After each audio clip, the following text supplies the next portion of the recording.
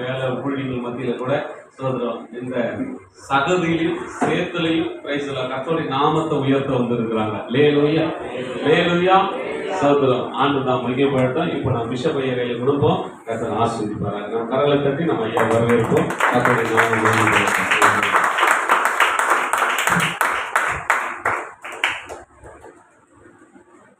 கர்த்தருக்கு ஸ்தோத்திரம். ஆண்டவருக்கு மகிமை உண்டாவதாக. மெய்யான தேவன் இயேசு கிறிஸ்து, வானத்தை பூமியை படைத்தவர் இயேசு கிறிஸ்து, சர்வ வல்லமை உள்ள ஆண்டவர் இயேசு கிறிஸ்து. எல்லாரும் சரியாக சொல்லுவோம். சேனைகளின் கர்த்தர், பரிசுத்த பரிசுத்த பரிசுத்த, சேனைகளின் கர்த்தர், பரிசுத்த பரிசுத்த பரிசுத்த, சேனைகளின் கர்த்தர், பரிசுத்த பரிசுத்த பரிசுத்த. அல்லேலூயா. கர்த்தருக்கு ஸ்தோத்திரம். அக்னி வெற்றி உள்ள கர்த்தரின் சத்தம் ஜெப வீட்டுக்காக நான் கர்த்தரை மகிமைப்படுத்துகிறேன். ஆமென். கர்த்தருக்கு ஸ்தோத்திரம். ஆண்டவர் அருமையான பாஸ்டர் சொன்னாங்க, நம்ம உருவாக்கணும், ஜெப குழுக்களை உருவாக்கணும், சபைகளை உருவாக்கணும், நீங்கள் உருவாக்கணும். நாங்கள் ஆலயத்துக்குள்ள இன்றைக்கு நுழைந்தவுடன் கர்த்தர் சொன்னார், இங்கே இருக்கிற எல்லாரும் ஊழியக்காரங்கன்னு சொன்னார்.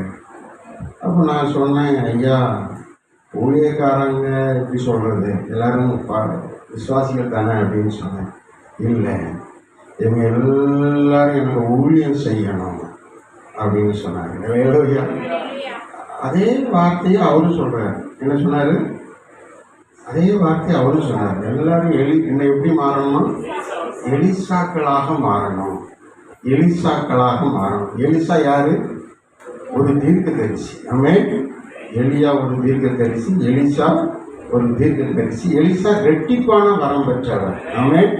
இப்போ நீங்கள் ரெட்டிப்பான வரம் பெற்றவர்களாக இருக்கிறீர்கள், ஊழியக்காரர்களாக இருக்கிறீர்கள், இந்த சபையினுடைய முக்கிய விசுவாசிகளாகவும் இருக்கிறீர்கள். அல்லேலூயா. ரெட்டிப்பான வரம் உங்களுக்கு ஆண்டவர் கொடுக்கிறார். ஆமென். கர்த்தருக்கு ஸ்தோத்திரம். எழுதி வைத்துக் கொள்ளுங்கள், நீங்கள் எல்லாரும் ஊழியம் செய்கிறீர்கள். ஆமென். ஆமாம், கர்த்தருக்கு ஸ்தோத்திரம். தேவ நாமம் மகிமைப்படட்டும். இன்றைக்கு நான் தான் உங்கள் மத்தியில் பிரசங்கம் பண்ணணும்.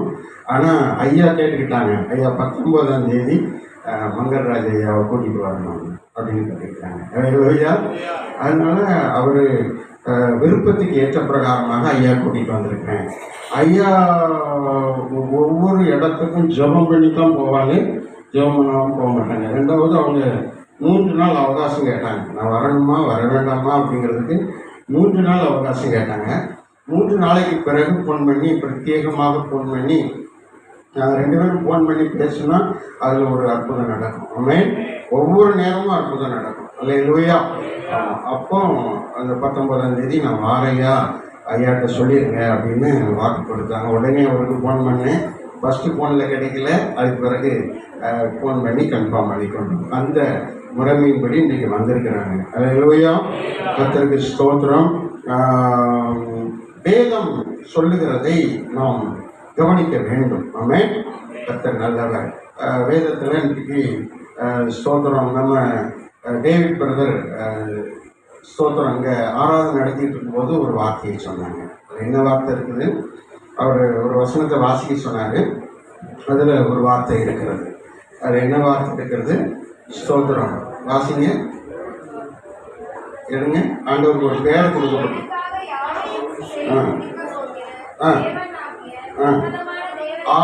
உன்னதமான தேவன். நம்ம தேவனுக்கு எப்படிப்பட்ட தேவன்? உன்னதமான தேவன். ஆமென்.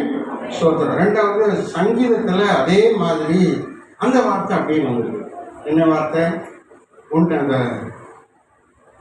அந்த ஒரு சங்கீதத்தை இன்னைக்கு வாசித்த சங்கீதத்தை பாருங்க.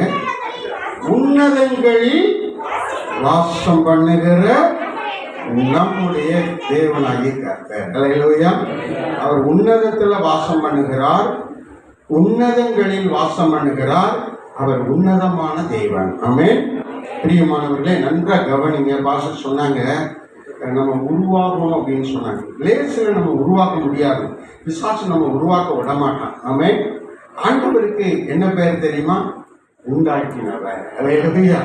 உன்னதமானவர், உண்டாக்கினவர். மத்திய சோதரம் இந்த சங்கீதம் 121 2 வாசித்தீங்கன்னா அதில் சொல்லப்பட்டு இருக்கிறது. வாசிங்க. வானத்தையும் பூமியையும் உண்டாக்கின கர்த்தர். அல்லேலூயா. வானத்தையும் பூமியையும் அவர் தான் உண்டாக்கினார். அவர் கர்த்தர். அவரிடத்துல எனக்கு ஒத்தாசை வரணும்னு சொல்லி நம்ம என்ன செய்யணும்? ஜெபிக்கணும். அல்லேலூயா. உருவாக்கணும்னா ரொம்ப கஷ்டங்க. நான் உருவானேன், அதுக்கப்புறம் எங்கள் மனைவியை உருவாக்கினேன், அதுக்கப்புறம் நம்ம பாஸ்டரை உருவாக்கிட்டோம். அல்லேலூயா. செம்மையாக உருவாக்கிட்டார். என்னது ஆரணியில் கூட உங்களை பற்றி தான் சொன்னீங்க. ஆமாம். அல்லேலூயா. ஆரணியில் அவரை பற்றி தான் பேசுகிறேன். நீங்கள் நம்ம ட்ரூகாட்டி எடுத்து பார்த்தீங்கன்னா அவரை பற்றி பேசியிருக்கோம். உருவாக்கி இப்போ அவர் உருவாக்குகிறவராய் மாறி நாங்கள் 2 பேரும் சேர்ந்துட்டோன்னா உருவாக்கி கொண்டே இருக்கிறோம். சபைகளை உருவாக்கி கொண்டே இருக்கிறோம், ஊழியங்களை உருவாக்கி கொண்டே இருக்கிறோம். தேவ ஊழியர் ஐக்கியத்தை உருவாக்கிட்டு இருக்கோம், அடுத்து செனாடை உருவாக்கிட்டு இருக்கோம், பிஷப் கவுன்சில் உருவாக்கிட்டு இருக்கிறோம், ஐக்கிய தலைவர்களின் கூட்டமைப்பு உருவாக்கிட்டு இருக்கிறோம். உருவாக்குறது தான் வேலை. அநேக சபைகளை உருவாக்குறது தான் வேலை. இப்போ அதே அபிஷேகம் அவருக்குள்ள வந்துச்சு, பாஸ்டமாக்குள்ள வந்துச்சு. உருவாக்குறது தான், உங்களை உருவாக்கணும். ஆமென். அல்லேலூயா. 7 ஜெபக்குழு உருவாக்கணும். 7 இடத்துல கிராமம் சுற்றி இருக்கிற கிராமங்களில் 7 ஜெபக்குழு ஒவ்வொருவருக்கும் பொறுப்பெடுக்கணும். இப்போ இந்த என்ன ஊர் அதிகம்? காந்தி நகர இந்திரா நகரில் ஒரு ஜெபக்குழு உருவாக்கணும், அதில் ஒரு ஆள் பொறுப்பெடுக்கணும். அதே மாதிரி எருமையூரில் ஒரு ஜெபக்குழு உருவாக்கணும், அதில் ஒரு பொறுப்பெடுக்கணும். இன்னொரு குன்றத்தூரில் ஒரு ஜெபக்குழு உருவாக்கணும், அதில் ஒரு பொறுப்பெடுக்கணும். இப்படி இப்போ அந்த ஜெபக்குழுக்கள் மாதத்தில் ஒரு முறையாவது நடக்கணும். அல்லேலூயா. எல்லா ஜெபக்குழும் இறங்கணும். அப்படி நீங்கள் உருவாக்கணும். டேவிட் பிரதர் பேசும்போது சொன்னார், நீ ஆயத்தப்படு, உன்னை வச்சு நான் என்ன செய்வேன்? ஆயத்தப்படுத்துவேன். ஆமென். அல்லேலூயா. ஒவ்வொரு வார்த்தையும் சாதாரண வார்த்தை இல்லை, பயங்கரமான தேவனுடைய வார்த்தை. அதை தேவன் கனம் பண்ணுகிறார். ஆமென். ஆனால் நீங்கள் உருவாக்கப்பட வேண்டியது அவசியம். எல்லா குடும்பங்களையும் இங்கே வர வைக்கணும். ஸ்தோத்திரம். நம்ம சபையில் ஒரு 2-3 பேர் விசேஷமாக வருவாங்க. எப்படி? வராதவங்களை போய் சந்தித்து நீங்கள் ஏன் வரல அப்படின்னு ஒரு ஜெபம் பண்ணிவிட்டு அவங்கள அடுத்த வாரத்தில் கூப்பிடணும். ஒரு 2-3 பேர் உற்சாகமாக எழும்புங்க. இப்போ பாஸ்டர் அங்கே இருக்கிறாங்க, அங்கேருந்து அடிக்கடி வர முடியாது. ஆனால் நீங்கள் இங்கே இருக்கிறவங்க ஒரு 2-3 பேர் உருவாகி நீங்களே உற்சாகமாக எழும்பணும். ஸ்தோத்திரம். ஆமாம். வராதவங்களை அழைச்சிட்டு வரணும். முழு குடும்பம், எல்லாரும் முழு குடும்பமாக வரணும் அப்படிங்கிறத நீங்கள் மனசில் எடுத்துக்கோங்க. ஓய்வு நாள் பரிசுத்தமானது, அந்த நாளில் எல்லாரும் இருக்கணும். அப்படிப்பட்ட ஒரு சிந்தையோடு, கிறிஸ்துவின் சிந்தையோடு நாம் இருப்போமாக. சபைக்கு முக்கியமாக பால்சனிங் போடணும், ஏசி வைக்கணும், அதுக்காக ஜெபம் பண்ணிக்காங்க. அடுத்தடுத்து நிறைய இருக்குது, அதெல்லாம் கர்த்தர் செய்வார். அல்லேலூயா. ஆமாம். பிள்ளைகள் 2 பேரும் உருவாகணும், உருவாக மாட்டேங்கிறானுங்க. ஆமாம். இங்கிலீஷ் பேசணும் 2 பேரும், உருவாக்கிடுவார் ஆண்டவர். அல்லேலூயா. கர்த்தர் பெரிய காரியங்களை செய்வார். உன்னதமான தேவனுக்கு ஒரே ஒரு சரணம் பாடிட்டு நம்ம ஐயாவுடைய கரத்தில் கொடுக்கிறோம். உன்னதமான தேவா, உலகை படைத்த தேவா, உம்மை நம்பி நிற்கிறேன், உம்மை வேண்டி நிற்கிறேன், உம்மை நம்பி நிற்கிறேன், உம்மை வேண்டி நிற்கிறேன். அற்புதங்கள் செய்யும் ஐயா, அதிசயம் செய்யும் ஐயா, அற்புதங்கள் செய்யும் ஐயா, அதிசயம் செய்யும் ஐயா. தண்ணீரெல்லாம் நீ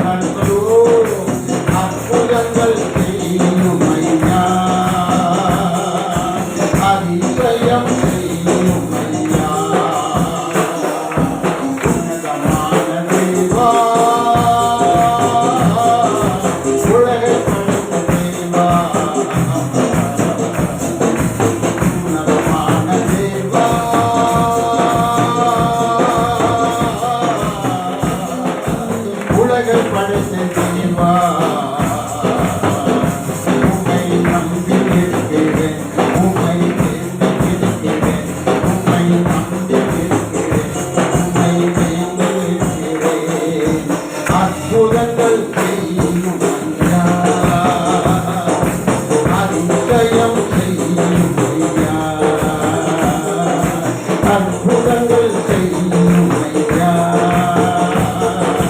அதிசயம் செய்யும் ஐயா. தேவையெல்லாம் தந்து எனக்கு அற்புதம் செய்யும், வேண்டுவதை தந்து எனக்கு அற்புதம் செய்யும். தேவையெல்லாம் தந்து எனக்கு அற்புதம் செய்யும், வேண்டுவதை தந்து எனக்கு அற்புதம் செய்யும். அற்புதங்கள் செய்யும் ஐயா, அதிசயம் செய்யும் ஐயா. அற்புதங்கள் செய்யும் ஐயா, அதிசயம் செய்யும் ஐயா. உன்னதமான தேவா, உலகை படைத்த தேவா,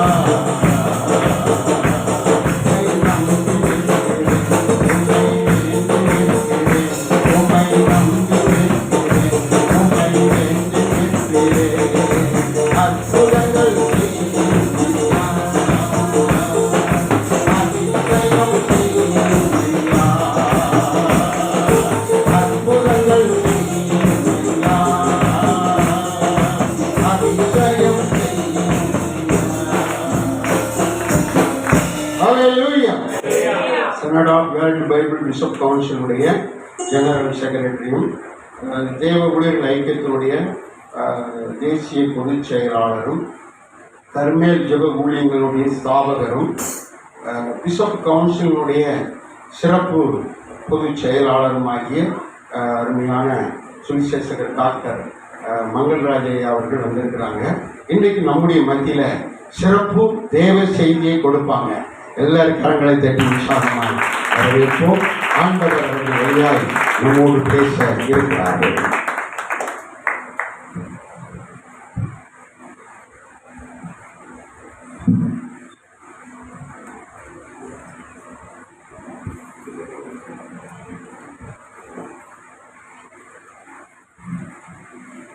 ஹல்லேலூயா. எல்லாம் சந்தோஷமா இருக்கீங்களா? ஹல்லேலூயா. இந்த நாள் உண்மையிலே நான் மகிழ்ச்சியா இருக்கேன். ஏன்னு சொல்லுங்க. என்னமா?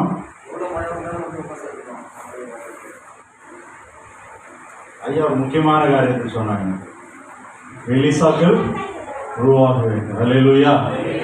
எத்தனை பேர் வாஞ்சியா இருக்கீங்க? நிறைய பேர் வாஞ்சியா இருக்கீங்க. நீங்க லெஃப்ட்ல 4 ரைட்ல 4ன்னு சொன்னீங்க. பார்த்தா நிறைய பேர் ரெடியா இருக்காங்க. உருவாக்கணும். சரியா? செய்திக்கு முன்னாடி பார்த்தோம்னா ஐயா விஷபயம் அதை குறித்து முக்கியமாக சில காரியங்களை பேசினாங்க இல்லையா? எலிசா உருவாக்குறது லேசான காரியம் கிடையாது. வாஞ்சிக்கலாம், யார் வேணாலும் வாஞ்சிக்கலாம், யார் வேணாலும் ஊழியம் செய்யலாம் அப்படின்னு சொல்றது இல்லையா? சாதாரண ஊழியக்காரனா நிலைச்சிருக்கிறது பெரிய போராட்டம் இல்லையா? எலிசாவாக உருவாக வேண்டும் என்று சொன்னால், எலியாவுக்கிட்ட இருக்கிற வரத்தை இரட்டிப்பாக பெற்றுக்கொள்ள வேண்டும் என்று சொன்னால் அது பெரிய போராட்டம் இல்லையா? எலியா போய் எலிசாவை கூப்பிட்டு வரும்போது எலிசா என்ன பண்ணார் தெரியுமா? ஏர் உழுதுட்டு இருந்தார். என்ன பண்ணாரு வரும்போது? ஏர் உழுதுட்டு இருந்த ஆமா மாடு அடிச்சு இது பண்ணிட்டு அந்த ஏர்னுடைய இதை வச்சு எல்லாம் வெட்டி போட்டுட்டாரு இல்லையா? அது என்னத்தை குறிக்குது அப்படின்னு சொன்னா, நீங்க எலிசாவுடைய அந்த வரத்தை பெற்று ஊழியம் செய்யணும்னு நினைக்கும் போது உங்களுடைய பழைய உலக வாழ்க்கைக்கு திரும்ப போகக்கூடாது. அல்லேலூயா. அதுலயும் ஒரு கால் வச்சுப்பேன், இதுலயும் ஒரு கால் வச்சுப்பேன் இருந்தால் வரம் கிடைக்காது. நல்லா தெரிஞ்சுங்க. இதுதான் முக்கியமான ஒரு பாயிண்ட். எலிசாவா நீங்க உருவாக முடியும். ஆனா நான் ஆத்துல ஒரு கால் சேத்துல ஒரு காலா இருப்பேன் அப்படின்னு சொன்னா அது கஷ்டம். எலிசா எப்படி வந்தாரு? அவருக்கு இருந்த எல்லாத்தையும் திரும்பி போனா கூட என்னது அங்க மறுபடியும் ஏர் போட்டி பண்றதுக்கு மாடும் கிடையாது, ஏறும் கிடையாது. அப்படியா நம்முடைய பழைய வாழ்க்கையை தொலைச்சிட்டு வரும்போது தான் அப்படியான ஒரு ஆசீர்வாதம் கிடைக்கும். சரியா? அடுத்தது பாத்தீங்க அப்படின்னு சொன்னா, எலிசா பாத்தீங்க அப்படின்னு சொன்னா எலியா எடுத்துக்கொள்ளப்பட போறாரு அப்படின்னு சொல்லிட்டு அவருக்கு பின்பாக செல்றாரு. பின்பாக செல்லும்போது பாத்தீங்க அப்படின்னு சொன்னா நிறைய பேர் கிண்டல் பண்ணாங்க. பெத்தேலுக்கு போகும்போது அங்கே கொஞ்சம் தீர்க்கதரிசிகள் சொன்னாங்க, ஏன்னா ஊழியக்கார குழப்பற நீ என்ன பண்ண போற, உனக்கு என்ன முடியும் அப்படி அப்படின்னு சொல்லி. அதுக்கப்புறம் எரிகாவுக்கு போகும்போது அங்கே ஒரு 50 பேர் அவரை கிண்டல் பண்றாங்க இல்லையா? ஆனா கடைசியில் என்ன நடந்தது? எலியா கேட்கிறாரு, நீ என் பின்னாடியே வந்துட்டு இருக்கியே, உனக்கு என்ன வேணும் அப்படின்னு சொல்லி இல்லையா. நீங்கள் எல்லாருமே வாஞ்சிக்கிறது இரட்டிப்பான வரம், ஆசீர்வாதம். வரம் ஆசீர்வாதம் இல்லை, வரம். இரட்டிப்பான வரம் வேணும் அப்படின்னு சொல்லி நீங்கள் எல்லாருமே வாஞ்சிக்கிறீங்க. உடனே எலியா என்ன சொன்னார்? என்ன வார்த்தை சொன்னார் சொல்றீங்க? யாரும் சொன்னீங்க? அரிதான காரியத்தை கேட்பார் இல்லையா. வரத்தை பெற்றுக்கொள்கிறது ஈஸியான ஒரு காரியம் கிடையாது, ரொம்ப அரிதான ஒரு காரியம். அதுல ரொம்ப வாஞ்சியோட கர்த்தருடைய பாதத்துல காத்திருக்கும் போது பெற்றுக்கொள்ளுகிற ஒரு காரியம். ஈஸியா நம்ம கேட்ட உடனே கிடைச்சிடாது, அதுக்காக ஆயத்தப்பட வேண்டும் இல்லையா. அவர் என்ன பண்றாரு? எலியாவுக்கு பின்னாடி ஒரு இடத்துல இன்னொரு இடம் பின்னாடியே போயிட்டு இருக்காரு. மிஸ் பண்ணிடக்கூடாது, லாஸ்ட் ஆப்பர்ச்சுனிட்டி. அதுக்கப்புறம் அரிதானதை கேட்ட அப்படின்னு சொல்லிட்டு என்ன பண்றாரு? நான் எடுத்துக்கொள்ளப்படும் போது என்ன பண்ணுமா பார்க்கணும் அப்படின்னு சொல்லி அந்த வஸ்திரம், அந்த மேண்டல், அந்த அங்கி கீழே விழுந்தப்போ என்ன பண்றாரு? அவர் அதை பெற்றுக்கொள்கிறார் அப்படின்னு சொல்லி பார்க்கணும். இது இரண்டாவது. மூன்றாவது நல்லா கவனிச்சிங்க அப்படின்னு சொன்னா, எலிசா ஊழியம் பண்ண ஆரம்பிக்கிறாரு. எலிசா ஊழியம் பண்ணி ஆரம்பிக்கும் போது ஒரு 3 ராஜாக்கள் இருப்பாங்க. 3 ராஜாக்கள் சண்டை போட ஒரு இடத்துக்கு போவாங்க. அங்க போனாங்கன்னா என்ன ஆகும்? அவங்களுக்கு வனாந்திரத்துல தண்ணி எல்லாம் இல்லாத ஒரு சூழ்நிலை வரும். சரியா? நீங்க வேதாந்தத்தில் நீங்க வீட்டுல போய் படிச்சு பார்த்துங்க. 2 ராஜாக்கள் இதெல்லாம் வரும், தண்ணி இல்லாம இருக்கும். அப்போ அந்த ஒரு ராஜா கேட்பாரு, இங்க கர்த்தருடைய வார்த்தையை கேட்கறதுக்கு இங்க யாராவது ஊழியக்காரன் இருக்கிறாரா இல்லையா அப்படின்னு சொல்லி. உடனே அந்த இடத்துல ஒரு ராஜா என்ன சொல்றாரு? எலிசான்னு ஒரு தீர்க்க தரிசி இருக்கிறாரு, அவர் டபுள் வல்லமை படைச்சவர் அப்படின்னு சொன்னாரு. எலியாவின் கைகளுக்கு தண்ணீர் பாய்ச்சின ஒரு மனுஷன் இல்லையா. அநேக நேரங்களில் நம்ம ஊழியம் செய்யறோம் அப்படின்னு சொன்னா நம்மளுக்கு ஒரு கிரீடத்தை டக்குன்னு தூக்கி யாரும் வச்சுக்க மாட்டாங்க. அவருக்கு உடனே தீர்க்க தரிசின்னு ஒரு பட்டத்தை கொடுக்கல. அவருக்கு ஊழியம் செய்ய ஆரம்பிச்சதுக்கு அப்புறமாவும் அவருக்கு என்ன சொல்றாங்க? எலியாவின் கைக்கு தண்ணீர் வார்த்த மனுஷன். அப்போ நீங்க இந்த வரங்களை பெற்றுக்கொள்ள வேண்டும் என்று சொன்னால் ஒரு ஊழியக்காரனுடைய பலத்த கரத்துக்குள்ள அடங்கி இருந்து இந்த ஊழியத்துல நீங்கள் பிரயாசப்பட்டு இந்த ஊழியத்துல வளரும் போதுதான் இல்லையா. ஒருவேளை உடனடியாக ரெகக்னிஷன் கிடைக்காம இருக்கலாம், ஆனா அதுல நிலைத்து இருக்கும் போது நிச்சயமாகவே அந்த காரியங்களை பெற்றுக்கொள்வீர்கள் என்பதுல சந்தேகம் இல்லை இல்லையா. நிச்சயமாகவே கர்த்தர் மனதின் விருப்பங்களை அறிந்திருக்கிற தேவன், மனதின் வாஞ்சைகளை அறிந்திருக்கிற தேவன் நிச்சயமாகவே உதவி செய்வார் இல்லையா. ஒரு சந்தோஷமான காரியம் என்னன்னா, தரிசனத்தோடு ஊழியம் செய்யறது இல்லையா. ஏதோ நம்ம வந்தோம், ஞாயிற்றுக்கிழமை ஆராதனை பங்கு பெற்றோம், போனோம் அப்படின்னு சொல்லாதபடி நமக்கென்று ஒரு நோக்கம், ஆவிக்குரிய வாழ்க்கையில வளர்ச்சி, அதை தான் கர்த்தர் எதிர்பார்க்கிறோம் இல்லையா. அந்த தரிசனத்தோடு சபை போதகரும் நீங்களும் தொடர்ந்து முன்னேறி கொண்டிருப்பது மகிழ்ச்சியாக இருக்கிறது. கர்த்தர் உங்களை ஆசீர்வதிப்பார். செய்திக்கு கடந்து செல்வதற்கு முன்பாக தலைகளை தாழ்த்தி ஜெபம் செய்வோம். எங்கள் பரம தகப்பனே, அப்பா, இந்த அருமையான காலை வேலைக்காக நாங்கள் உமக்கு நன்றி செலுத்துகிறோம். எத்தனையோ பேருக்கு கிடைக்காத ஸ்லாக்கியத்தை கர்த்தர் நீர் எங்களுக்கு இந்த நாளிலே கொடுத்திருக்கிறீர். அதற்காக நாங்கள் உமக்கு நன்றி செலுத்துகிறோம். இந்த வேலையில கூட தகப்பனே அப்பா, நாங்கள் நம்முடைய ஆலயத்திலே கூடி வரும்படியாக தகப்பனே, நாங்கள் ஜெபிக்கும்படியாக, ஆராதிக்கும்படியாக, துதி பலிகளை, சோஸ்திர பலிகளை ஏறெடுக்கும்படியாக கர்த்தர் நீர் எங்களுடைய வாழ்க்கையிலே செய்த சாட்சிகளை உடைய சன்னிதானத்திலே மற்றவர்களுடைய விசுவாசம் பெரிதாகும்படியாக, சாட்சி கூறும்படியாக கர்த்தர் நீர் பாராட்டின கிருபைக்காக நாங்கள் உமக்கு நன்றி செலுத்துகிறோம். இப்பொழுதும் தகப்பனே அப்பா, வேதாகமத்திலிருந்து ஒரு பகுதியை நாங்கள் தியானிக்கையில நீர் எங்களோடு இடைபடும்படியாக, நீர் எங்களோடு பேசும்படியாக நாங்கள் ஜெபிக்கிறோம். அடியேனை மறைத்து நீர் வெளிப்படும்படியாக தகப்பனே, நீர் யார் யாரோடு என்னென்ன காரியங்களை பேச வேண்டும் என்று சொல்லி வாஞ்சித்திருக்கிறீரோ, விரும்பி இருக்கிறீரோ, யாரெல்லாம் வாஞ்சித்து காத்திருக்கிறாங்களோ அவர்களுக்கு கர்த்தர் நீர் விசேஷ விதமாய் இடைபடும்படியாக எங்களை தாழ்த்தி உம்மிடத்திலே மன்றாடுகிறோம். மீட்பர் இயேசு கிறிஸ்துவின் ஜெபிக்கிறோம் நல்ல பிதாவே, ஆமென், ஆமென். வேதாகமத்திலே 1 சாமுவேலின் புஸ்தகம் 26ஆம் அதிகாரத்திற்கு நேராக நாம் திருப்பிக் கொள்வோம். வேதாகமத்திலே 1 சாமுவேலின் புஸ்தகம் 26ஆம் அதிகாரம், பழைய ஏற்பாட்டிலே பக்கம் 327. இதுல 25வது வசனம், 26ஆம் அதிகாரம் 25வது வசனத்தை நம்ம வாசிப்போம்.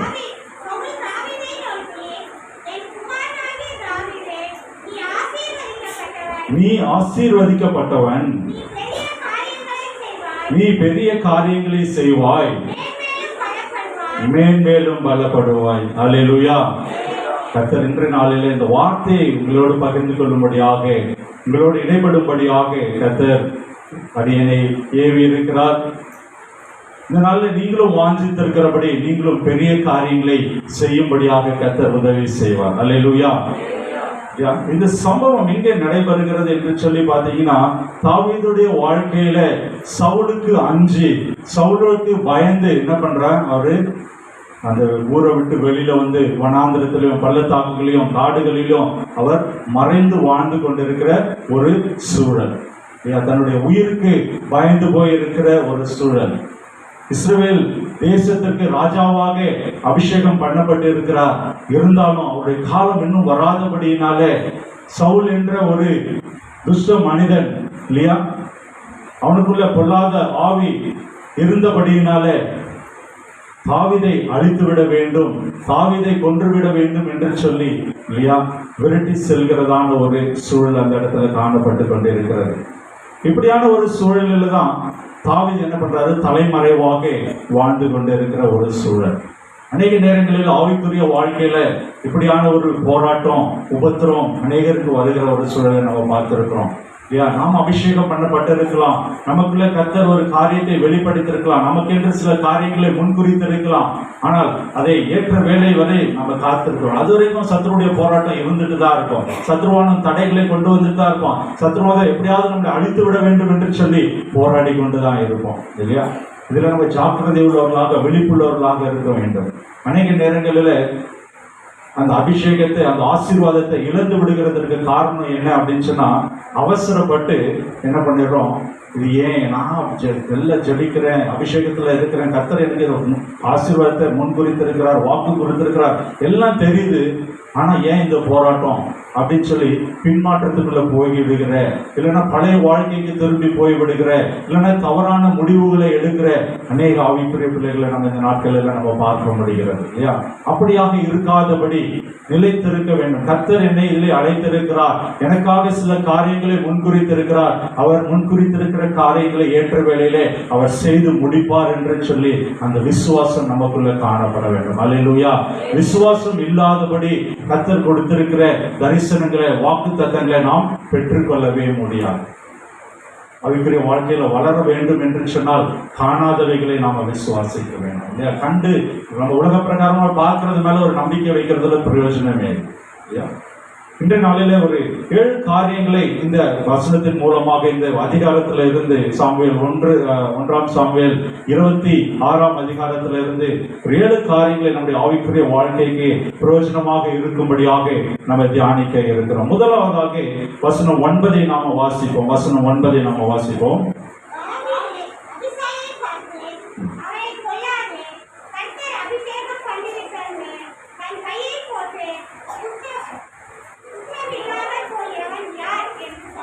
இந்த இடத்துல நீங்க பாத்தீங்க அப்படின்னு சொன்னா, சவுல் தாவீதை விரட்டி வருகிறார். ஒவ்வொரு இடமா என்ன பண்றாங்க, அவர் எங்கெல்லாம் போறாரோ அங்கெல்லாம் அவருக்கு துப்பு கிடைக்குது. தாவீது இந்த இடத்துல ஒளிஞ்சிருக்கான், இங்க வந்திருக்கான், நீங்க வந்து அவனை கொன்று விடலாம் அப்படின்னு சொல்லிட்டு. அப்படியாக ஒரு தடவை, இது 2வது தடவை, இதுக்கு முன்பாக நீங்க பழைய முந்தின அதிகாரத்துல பாத்தீங்கன்னா ஏற்கனவே ஒரு தடவை நெருங்கி வந்துடுவாங்க. இந்த இடத்துல என்ன வந்துச்சு, தாவீது அவரோட கூட இருந்த சவுல் அவரோட கூட இருந்த மனிதர்களும் தாவீது இருக்கிற இடத்துக்கு வந்து தங்கிடுறாங்க. தாவீதை எப்படியாவது பிடிச்சி கொன்று போட வேண்டும் என்று சொல்லி. அப்ப தாவீது என்ன பண்றாரு, தாவீதும் அவனோடு இருந்த ஒரு போர் சேவகன் இல்லையா என்ன பண்றாங்க, எப்படியாவது ராஜா கிட்ட போயிடணும் அப்படின்னு சொல்லி ராஜா கிட்ட அந்த இடத்துல நெருங்கி போறாங்க. அப்போ அந்த கூட இருந்த அபிஷா என்ற அந்த போர் வீரன் இல்லையா என்ன சொல்றாராம், இதுதான் நல்ல ஒரு சான்ஸ், நீங்க இவரை கொன்று போட்டுடலாம் அப்படின்னு சொல்லி சொன்ன உடனே தாவீது சொல்லுகிற ஒரு காரியம், கர்த்தர் அபிஷேகம் பண்ணுவித்தவர் மேல் தன் கையை போட்டு குற்றம் இல்லாமல் போகிறவர் இல்லையா. இவர் நல்ல ஒரு தெய்வ மனிதனாக இருந்தபடினாலே தாவீது இப்படியான ஒரு பாவத்தை செய்யாதபடி தன்னை பரிசுத்தமாய் பாதுகாத்துக் கொண்டார். அல்லேலூயா. பரிசுத்தம் இல்லை அப்படின்னு சொன்னா இல்லையா, அந்த இடத்துல அவர் வழி விலகி இருப்பார். இல்லது எப்படியாவது நான் இந்த லக்க அடைஞ்சு விட வேணும், எப்படியாவது இதுல இருந்து வெளியே வரணும் அப்படின்னு சொல்லி நினைச்சிருந்தா ஒருவேளை அந்த பாவத்துக்கு உடன்பட்டிருக்கலாம் இல்லையா. தாவீது என்ன நினைச்சாரு, கர்த்தர் அபிஷேகம் பண்ணின மனிதர் மேல இல்லையா அப்படி ஒரு தவறான காரியத்தை நம்ம செய்வோம் என்று சொன்னால் அது குற்றம், அது ஒரு பாவம். பாவத்தோடு நம்ம ஆவிக்குரிய வாழ்க்கையில ஓடவே முடியாது. எந்த ஒரு காரியத்தையும் நாம் சுதந்திரித்துக் கொள்ளவே முடியாது. பரிசுத்தம் இல்லாமல் நாம் இந்த ஆவிக்குரிய வாழ்க்கையில நிலை நிற்கவே முடியாது. சத்துரு ஈஸியா தட்டிட்டு போயிடும் இல்லையா. நீங்க ஏதோ ஒரு மறைமுகமா நமக்கு உள்ள ஒரு பாவம், மறைமுகமான காரியங்கள் நமக்குள்ள இருந்துச்சு, வெளியரங்கமாக நம்ம வைராக்கியமாக காரியங்களை செய்து கொண்டிருக்கலாம் இல்லையா. ஆனா சத்துருவுக்கு தெரியும் இவனுக்கு எது ஒரு வீக் பாயிண்ட், எந்த இடத்துல தட்டினா இவன் விழுந்துருவான் அப்படின்னு சொல்லி ஈஸியாக நம்ம நிலை நிற்காதபடி சத்துரு தட்டி விடுகிற வாய்ப்பு இருக்கு. இந்த இடத்துல பாத்தீங்க அப்படின்னு சொன்னா உலக பிரகாரமா நம்ம யோசித்து பாருங்களேன், நமக்கு ஒரு பெரிய போராட்டத்தை பிரச்சனையை கொடுத்திருக்கிற மனுஷன் ஒரு நல்ல வாய்ப்பு, பக்கத்துல இங்க படுத்து தூங்கிட்டு இருக்கான் இல்லையா, நம்ம கையில கத்தி இருக்கு, ஈட்டி இருக்கு, எல்லாம் இருக்கு, என்ன பண்றான், நல்ல ஒரு சான்ஸ். நம்ம என்ன பண்ணுவோம், உலக பிரகாரமா யோசித்தா கர்த்தர் நம்மளுக்கு நல்ல ஒரு வாய்ப்பு கொடுக்குறாரு, சத்ருவை ஒன்று போடலாம் அப்படின்ட்டு ஒரே போடலாம் இல்லையா, அப்படி இது. ஆனா தாவீது என்ன நினைச்சாரு, அந்த மனிதன் சாதாரண மனிதன் இல்லை, கர்த்தராலே அபிஷேகிக்கப்பட்ட மனுஷன். அல்லேலூயா. நாம் எந்த ஒரு காரியத்தை செய்தாலும் அதிலே ஜாக்கிரதை உள்ளவர்களாக, விழிப்புள்ளவர்களாக, அதனாலே வருகிற பின் விளைவுகள் என்பதை உணர்ந்து கொள்கிறவர்களாக நாம காண அழைக்கப்படுகிறோம் இல்லையா. பரிசுத்தம் நம்முடைய வாழ்க்கையில காணப்பட வேண்டும். பரிசுத்தத்தை குறித்து நம்ம பேசணும்னா அநேக காரியங்களை பேசிட்டு கொண்டே இருக்கலாம் இல்லையா. தானியேல் என்ற ஒரு மனிதனை குறித்து நம்ம தெரியும். தானியேல் பாத்தீங்க அப்படின்னு சொன்னா அடிமையாக பிடித்து வருகிறாங்க. ஆனா அங்க பாத்தீங்கன்னா அந்த ராஜா செலக்ட் பண்றாரு, அங்க நல்ல ஒரு ஆரோக்கியமாக இருக்கிற வாலிபர்கள், நல்ல சௌந்தரியமா இருக்கிற வாலிபர்கள் அவர்களெல்லாம் செலக்ட் பண்ணி இந்த கல்தையருடைய பாஷையை அவர்களுக்கு கற்றுக் கொடுக்க வேண்டும் என்று சொல்லி அவங்களெல்லாம் ஒரு செலக்ட் பண்ணி அவங்களுக்கு ராஜா சாப்பிடுக வேண்டிய சாப்பாடெல்லாம் கொடுக்குறாங்க. 1 தானியேல் எடுத்து பார்த்தீங்கன்னா அந்த இந்த சம்பவம் குறிக்கப்பட்டிருக்கு இல்லையா. ராஜாவுக்குரிய எல்லாம் கொடுத்திருக்காங்க. ஆனா தானியேலும் அவனோட இருந்த நண்பர்கள் என்ன பண்ண, தங்களை பரிசுத்தமாய் பாதுகாத்துக் கொள்ள வேண்டும் என்று சொல்லி அது வேண்டாம் என்று சொல்லி அதை ஒதுக்கி விடுகிறார்கள் என்று சொல்லி பார்த்தா ஒரு வசனம், அந்த ஒரு வார்த்தை எனக்கு பிடித்திருந்தது. நம்ம வாசிப்போம். தானியேல் 1ஆம் அதிகாரம் 9வது வசனத்தை வாசிப்போம்.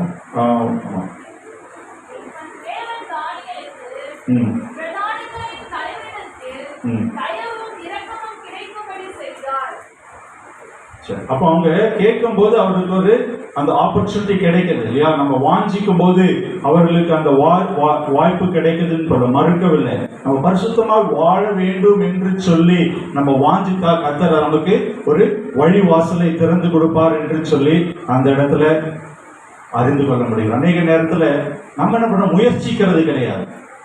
நம்ம பரிசுத்தமா வாழணும்னு முயற்சிக்காததுனாலதான் விழுந்து போயிடும். இந்த இடத்துல இவர்கள் தங்களை பரிசுத்தமாய் பாதுகாத்துக் கொள்ள வேண்டும் என்று சொல்லி அந்த பிரதானி இடத்துல கேட்டபடினாலே அவர்களுக்கு அந்த வாய்ப்பு கிடைத்தது. அது மட்டும் நான் சொன்ன வந்த வார்த்தை பார்த்தீங்கன்னா 6வது வசனம் முதல் வார்த்தை பாருங்க, அவர்களுக்குள் அப்படின்னு சொல்லி தொடங்கணும் இல்லையா. தானியேல் 1:6 அவர்களுக்குள் அப்படின்னு சொல்லி தரணும் இல்லையா.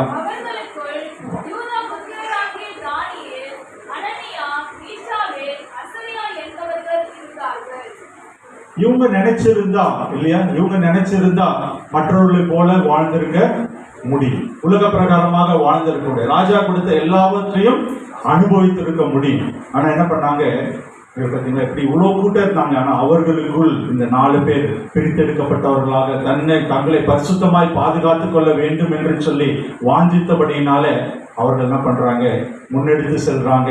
அவர்களுக்கு அந்த உதவி ஒத்தாசை கிடைக்கிறது என்று சொல்லி பார்க்கிறோம். அப்ப பரிசுத்த வாழ்க்கை வாழ வேண்டும் என்று சொன்னால் நாம் முயற்சிக்க வேண்டும். நாம் ஒரு ஸ்டெப்பை எடுத்து வச்சோம் அப்படின்னு சொன்னா கர்த்தர் நமக்கு வழிவாசல்களை திறந்து தருவார். அதற்கான ஆயத்தங்களை கர்த்தர் செய்து தருவார் என்பதுல சந்தேகமே இல்லை. அப்படிதான் இந்த இடத்துல தாவீது தன்னுடைய பரிசுத்தத்தை குலைத்து விடாதபடி, பாவத்துல விழுந்து விடாதபடி அவர் அந்த இடத்துல சவுலை கொல்லாத என்ன பண்றாரு, அவர் கடந்து செல்கிறதை நாம பார்க்க முடிகிறது. முதலாவதாக ஒரு ஆசீர்வாதத்தை பெற்றுக்கொள்ள வேண்டும், பெரிய காரியங்களை நாம செய்ய வேண்டும், மென்மேலும் பலப்பட வேண்டும் என்று சொன்னால் நம்முடைய வாழ்க்கையிலே பரிசுத்தத்தை நாம் பாதுகாத்துக் கொள்கிறவர்களாக, பாவம் செய்யாதபடி நம்மை பாதுகாத்துக் கொள்கிறவர்களாக நாம காணப்பட வேண்டும். அடுத்தபடியாக 10ஆம் 11ஆம் வசனத்தை வாசிப்போம். 1 சாமுவேல் 26 10 11 வாசிப்போம்.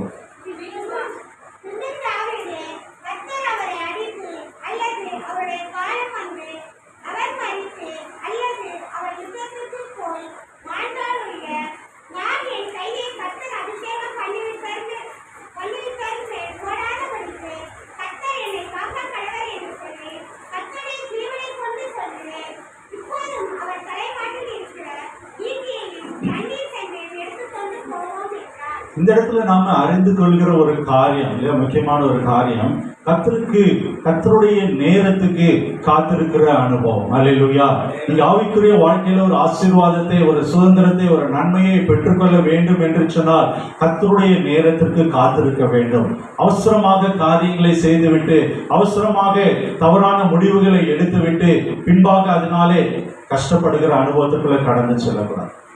தாவீது ஒரு நல்ல முடிவு எடுக்கிறார். கர்த்தர் இவருக்கென்று ஒரு நேரத்தை கொடுக்கிறார். சவுலும் கர்த்தராலே அபிஷேகிக்கப்பட்ட மனுஷன், அவர் கர்த்தராலே ஒரு ராஜாவாக உயர்த்தி வைக்கப்பட்டிருக்கிற மனுஷன். அவருக்கென்று ஒரு காலம் இருக்கிறது. அந்த காலம் முடிவதற்கு முன்பாக நான் எந்த ஒரு காரியத்தையும் செய்துவிடக் கூடாது.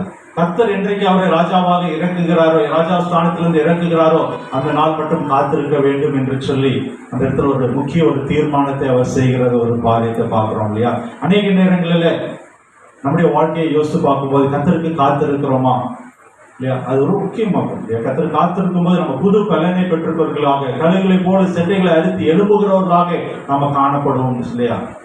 கர்த்தருக்கு காத்திருக்கிற அனுபவம் நம்ம ஒவ்வொருவருக்கும் வேண்டும். அநேக நேரங்களில் சத்துவானவன் நயவஞ்சகமாக இல்லையா, இதை செஞ்சிடலாம், அப்படி செஞ்சிடலாம், இது ஈஸியான ரூட்டு இல்லையா, இவங்க கிட்ட போனா காரியம் வாச்சிடும், அவங்க கிட்ட போய் பேசணும்னா இது ஈஸியா முடிஞ்சிடும். அநேக நேரங்களில் தவறான காரியங்களை நமக்கு சத்துருவானவன் கொண்டு வந்து இல்லையா நம்ம ஒரு பிரச்சனையிலே மாட்டி விடுகிற சூழலை பார்த்திருக்கோம். ஆனால் தாவீதின் அனுபவத்திலே நாம் கற்றுக்கொள்ள வேண்டிய ஒரு காரியம், கர்த்தர் முன்குறித்திருக்கிற நேரத்திற்கு முன்பாக, கர்த்தர் முன்குறித்திருக்கிற காலத்திற்கு முன்பாக எந்த ஒரு செயலும் செய்யாதபடி காத்திருக்க வேண்டும் என்று சொல்லி அந்த இடத்துல தாவீது சொல்லுகிற ஒரு காரியத்தை பார்த்தோம். முதலாவதாக பரிசுத்தத்தை காத்துக்கொள்ள வேண்டும் என்று சொல்லி பார்த்தோம்.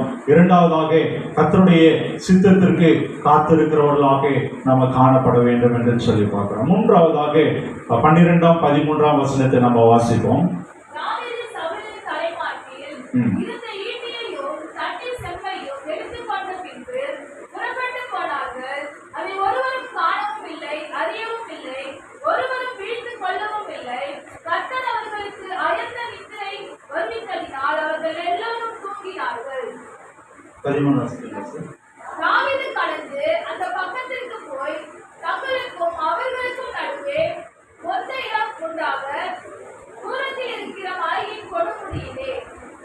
அல்லேலூயா. இந்த இடத்துல ஒரு முக்கியமான ஒரு காரியம், இது சவுலும் அவனோட கூட இருந்த மனுஷங்களும் என்ன பண்ணாங்க, தாவீதை பிடிக்கிறதுக்காக வந்திருக்கிறாங்க. அவங்க தூங்குற நேரத்துல தாவீதும் அவரோட கூட இருந்த போர் வீரனும் போயிட்டு ஈட்டியையும் அந்த ஜக்கையும் தூக்கிட்டு வந்துடல இல்லையா. அதுக்கு முக்கிய காரணம் என்ன சொல்லுங்க, சத்தமா சொல்லுங்க. கர்த்தர் அயர்ந்த நித்திரை கொடுத்தார் இல்லையா. உங்களுக்கு ஒரு காரியத்தை கர்த்தர் வாய்க்க செய்ய வேண்டும் என்று சொன்னால் சத்துருடைய அதர் சைட்ல, உங்களுக்கு எதிராளியாக இருக்கிறவங்களுடைய இதுல கர்த்தர் கிரியை செய்வார். அல்லேலூயா. அவர்களுக்கு அயர்ந்த நித்திரையை அவர் கர்த்தர் உண்டு பண்ணினார் இல்லையா.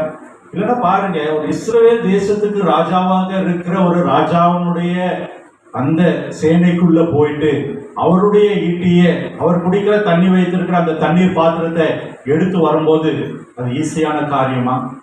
நம்ம ஊர்ல பாருங்க, ஒரு சின்ன ஒரு பதவியில இருக்கிறவங்களுக்கு எத்தனை செக்யூரிட்டி இல்லையா. அப்போ ஒரு இஸ்ரவேல் தேசத்திற்கு ஒரு ராஜாவா இருக்கிறவங்க எவ்வளவு செக்யூரிட்டி இருந்திருக்கணும், எவ்வளவு ஒரு பாதுகாப்பு இருந்திருக்கணும்.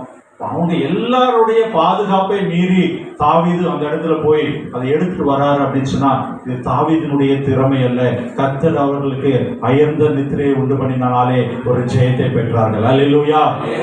நம்முடைய வாழ்க்கையில கூட நமக்கு எதிராக செயல்படுகிறவர்களை குறித்து நீங்க கவலையே பட வேண்டாம். என்னைக்கு உங்களுக்கு வெற்றியை கொடுக்க வேண்டுமோ, என்னைக்கு ஜெயத்தை கொடுக்க வேண்டுமோ, என்னைக்கு உங்களுக்குரிய காரியத்தை கர்த்தர் முன்குறித்திருக்கிறாரோ அந்த நேரத்துல அந்த நாளிலே அவர்களை கர்த்தர் மடங்கடிக்கப்பட்டு போவார். அல்லேலூயா. அதனால நம்ம ரொம்ப ஸ்ட்ரெயின் பண்ணிக்கவே வேண்டாம். இல்லையா? நம்ம செய்ய வேண்டிய காரியங்களை ஒழுங்கா வேதத்தை வாசிக்கிறது, ஒழுங்கா ஜெபிக்கிறது, சபைக்கு வருகிற காரியங்களை ஒழுங்கா இருக்கிறது, கர்த்தர் நமக்கு செய்த காரியங்கள்ல சாட்சி உள்ளவர்களாக இருக்கிறது, கையின் பிரயாசங்களை ஆசீர்வதிக்கும் போது கர்த்தருக்கு கனப்படுத்த வேண்டிய, காணிக்கை கொடுக்க வேண்டிய காரியங்களை, இப்படியான ஆவிக்குரிய காரியங்களை நம்ம உண்மையாக இருக்கும்போது கர்த்தர் செய்ய வேண்டியது அவர் ஏற்ற வேலையில செய்து முடிப்பார். அல்லேலூயா. இந்த விசுவாசம், இந்த நம்பிக்கை இருந்துச்சுன்னா போதும், நம்ம சக்சஸ்ஃபுல்லான வாழ்க்கையை தனிப்பட்ட வாழ்க்கையில, குடும்ப வாழ்க்கையில, ஆவிக்குரிய வாழ்க்கையில வாழ முடியும்ன்றதுல சந்தேகம் இல்லை, இல்லையா? மூன்றாவதாக நம்ம பார்த்த காரியம் என்ன அப்படின்னு சொல்லி பார்த்தீங்க அப்படின்னா, கர்த்தராலே காரியம் வாய்க்கும் என்று சொல்லி பார்த்தோம். இதுக்கு இன்னொரு உதாரணம் சொல்லணும் அப்படின்னு சொல்லி பார்த்தீங்கன்னா, சமாரியால 2 ராஜாக்கள் 7ஆம் அதிகாரத்துல ஒரு நல்ல ஒரு சம்பவம் இருக்கும் இல்லையா? 2 ராஜாக்கள் 7ஆம் அதிகாரத்துல பாத்தீங்கன்னா, சமாரியா தேசத்துல ஒரு கொடிய பஞ்சம் வந்தது அப்படின்னு சொல்லி பார்க்கிறோம். அந்த கொடிய பஞ்சம் வந்ததுக்கு அப்புறமா தேசத்துல மக்கள் இல்லையா, கழுத தலையை கூட கிடைக்காத அளவுக்கு, பிள்ளைகளை கொண்டு சாப்பிடுகிற அளவுக்கு ஒரு நிலைமை, மோசமான ஒரு சூழல் அந்த தேசத்துல காணப்பட்டது இல்லையா? அப்போ அந்த தேசத்துல ஊர்ல ஒதுக்கப்பட்ட நிலைமையில தன்னுடைய சரீரத்துல ஒரு வியாதி இருந்ததுனால ஒதுக்கப்பட்ட 4 குஷ்டரோகிகள் என்ன பண்றாங்க, ஊருக்கு வெளியே இருக்காங்க, அவங்களுக்கும் சாப்பாடு இல்லை. அவங்க பேசிக்கிறாங்க, ஊருக்கு உள்ள போனாலும் பஞ்சம், அங்கேயும் நம்ம மறித்து போவோம், இங்க இருந்தாலும் மறித்து போவோம், வெளியில என்ன இருக்காங்க இல்லையா, எதிரி நாட்டினர் வந்து பாளையம் போட்டு இருக்கிறாங்க, அந்த இடத்துல நம்ம போவோம், அவங்க நம்மளுக்கு ஏதாவது கொடுத்தாங்கன்னா நம்ம சாப்பிடுவோம், அப்படி இல்லைன்னா அங்கே மறித்து போய்விடும் அப்படின்னு சொல்லி பார்க்கிறோம் இல்லையா? அதுல ஒரு வசனம், அழகான ஒரு வசனம், 5ஆம் வசனம் 6ஆம் வசனமா வாசிங்க. 2 ராஜாக்கள் 7ஆம் அதிகாரம் 5, 6.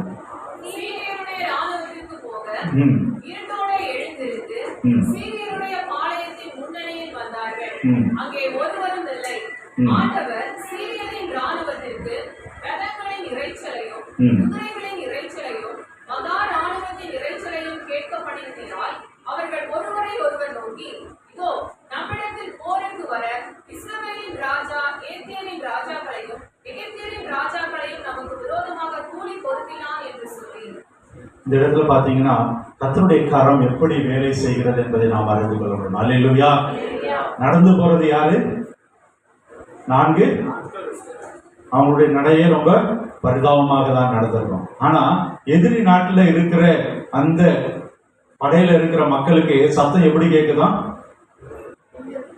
எப்படி சத்தம் கேக்குது? 6ஆம் வசனத்துல ரதங்களின் இறைச்சலையும் குதிரைகளின் இறைச்சலையும். அல்லேலூயா. கர்த்தர் உங்களுக்கு ஒரு காரியத்தை வாய்க்க பண்ண வேண்டும் என்று சொல்லி நினைத்தால் எதிரி இடத்துல பெரிய ஒரு கலங்கடிப்பை அவர் உண்டு பண்ணுவார். அல்லேலூயா. நம்ம எதுவுமே ரொம்ப பிரயாசப்பட வேண்டாம், நாம செய்ய வேண்டியதுல உண்மையாக இருக்க வேண்டும். இந்த 4 பேர் என்ன செஞ்சாங்க, ஒரு முயற்சி பண்ணி பார்ப்போம் அப்படின்னு சொல்லிவிடுவாங்க இல்லையா? அதுவும் that is the first step. நம்ம எழுப்புதலுக்காக வாஞ்சிக்கிறோம், சபையில இந்த காரியத்தை செய்ய வேண்டும் என்று சொல்லி வாஞ்சிக்கிறோம், குடும்பத்துல ஒரு ரட்சிப்பு உண்டாக இல்லையா, அநேக காரியங்களை வாஞ்சிக்கிறோம். ஆனா வாஞ்சித்துட்டு இந்த 4 பேரும் அங்க போனா நல்லா இருக்குமே, அவங்க ஏதாவது சாப்பிட கொடுப்பாங்களே, அவங்க நிறைய அந்த ஊர்ல இருந்து கொண்டு வந்திருப்பாங்களே, அவங்க கிட்ட தண்ணி இருக்குமே, திராட்சரசம் இருக்குமே, சாப்பாடு எல்லாம் இருக்குமே அப்படின்னு சொல்லி பேசிட்டு அப்படியே உட்காந்துட்டே இருந்தாங்கன்னா அவங்களுக்கு ஒரு ஆசீர்வாதம் உண்டாயிருக்குமா? இல்ல. அவங்க என்ன பண்ணாங்க, நம்ம செத்தாலும் பரவாயில்லை என்று சொல்லி ஒரு முடிவை எடுத்து செல்லுகிறவர்களாக அவர்கள் காணப்பட்டார்கள். அல்லேலூயா. அப்படியாக நம்முடைய வைராக்கியம் காணப்பட வேண்டும். நான் கர்த்தருக்காக நான் ஏதாவது செய்வேன் இல்லையா, பிராணன் போனாலும் பரவாயில்ல, கர்த்தருக்காக நான் உழைப்பேன். கர்த்தருக்காக இழந்து போறதுக்கு ஒன்றுமே இல்லைங்க. அவர் என்ன பண்றாரு, அவர் விலையேற பெற்ற ரத்தத்தாலே நம்மை மீட்டு எடுத்திருக்கிறார் இல்லையா? அவர் கல்வாரி சிலுவையில ரத்தத்தை சிந்தினதால்தான் நமக்கு ஒரு மீட்பு கிடைச்சது, பாவத்திலிருந்து ஒரு விடுதலை கிடைக்கும். அப்பேற்பட்ட தெய்வத்திற்கு நாம் இல்லையா நம்ம தைரியமாக சாட்சியுள்ள வாழும்படியாக அழைக்கப்படுகிறோம் இல்லையா? கர்த்தரால காரியம் வாய்க்கும். நம்ம செய்ய வேண்டியது ஃபர்ஸ்ட் ஸ்டெப் எடுத்து வைக்கும் போது கர்த்தர் நமக்காக காரியத்தை வாய்க்க செய்வார் என்று சொல்லி பார்த்தோம். 3 காரியத்தை நம்ம பார்த்தோம். பரிசுத்தத்தை காத்துக்கொள்ள வேண்டும், கர்த்தரின் சித்தத்திற்கு காத்திருக்க வேண்டும், அடுத்தபடியாக கர்த்தரால இந்த காரியம் வாய்க்கும் என்று சொல்லி பார்க்கிறோம். 4ஆவதாக 15வது வசனத்தை வாசிப்போம். 1 சாமுவேல் 25 15வது வசனம்.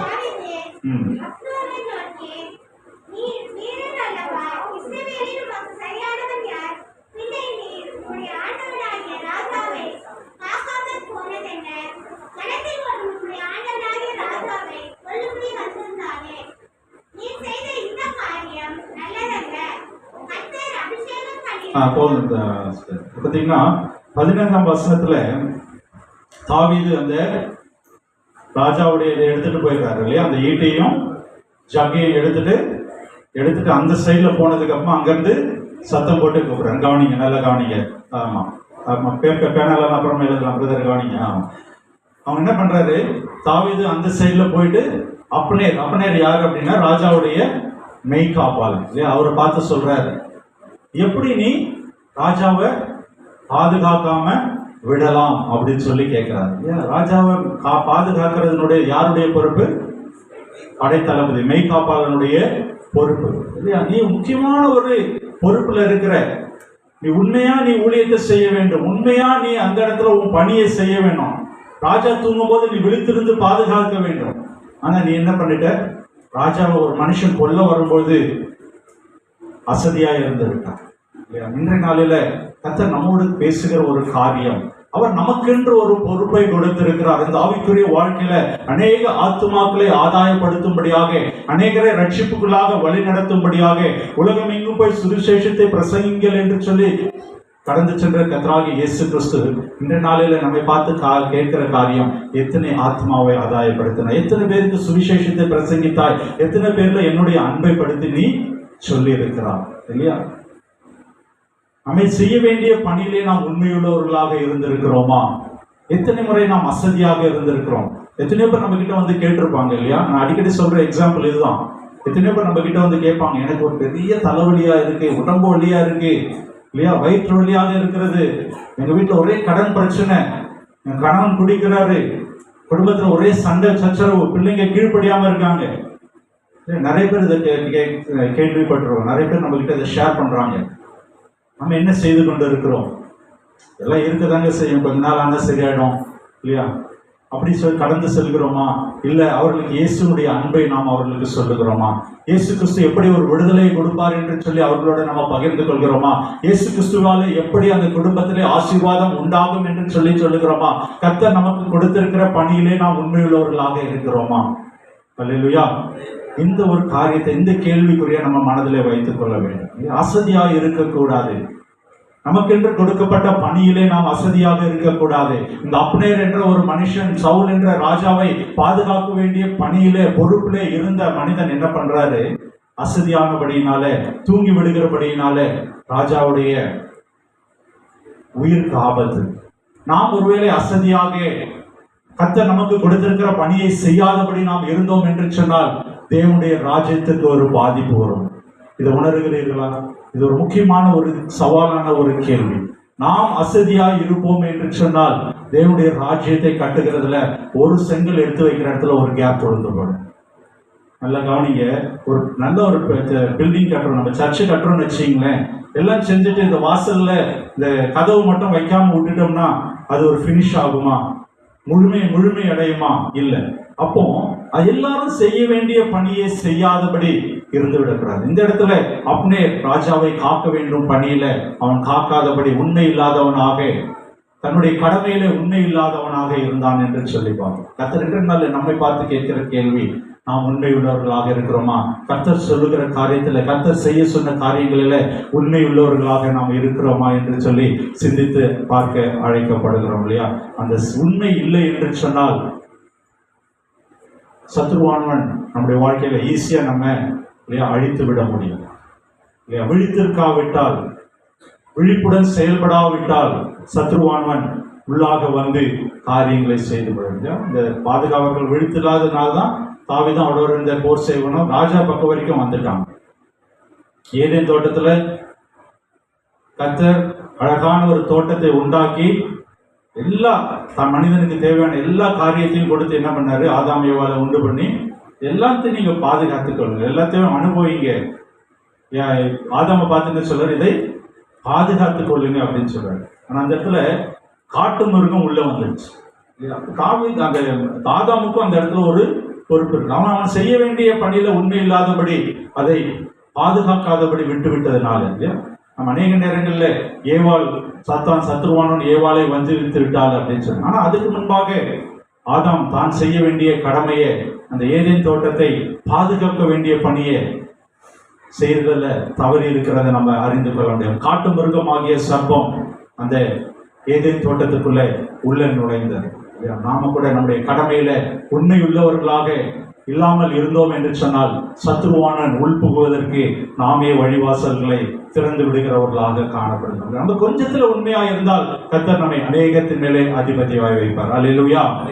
4 காரியங்களை நம்ம பார்த்தோம் இல்லையா? 4வதாக கடமையிலே உண்மையாய் இருக்க வேண்டும் என்று சொல்லி பார்க்கிறோம். 5வதாக வசனம் 8 நம்ம மறுபடியும் வாசிப்போம். வசனம் 8.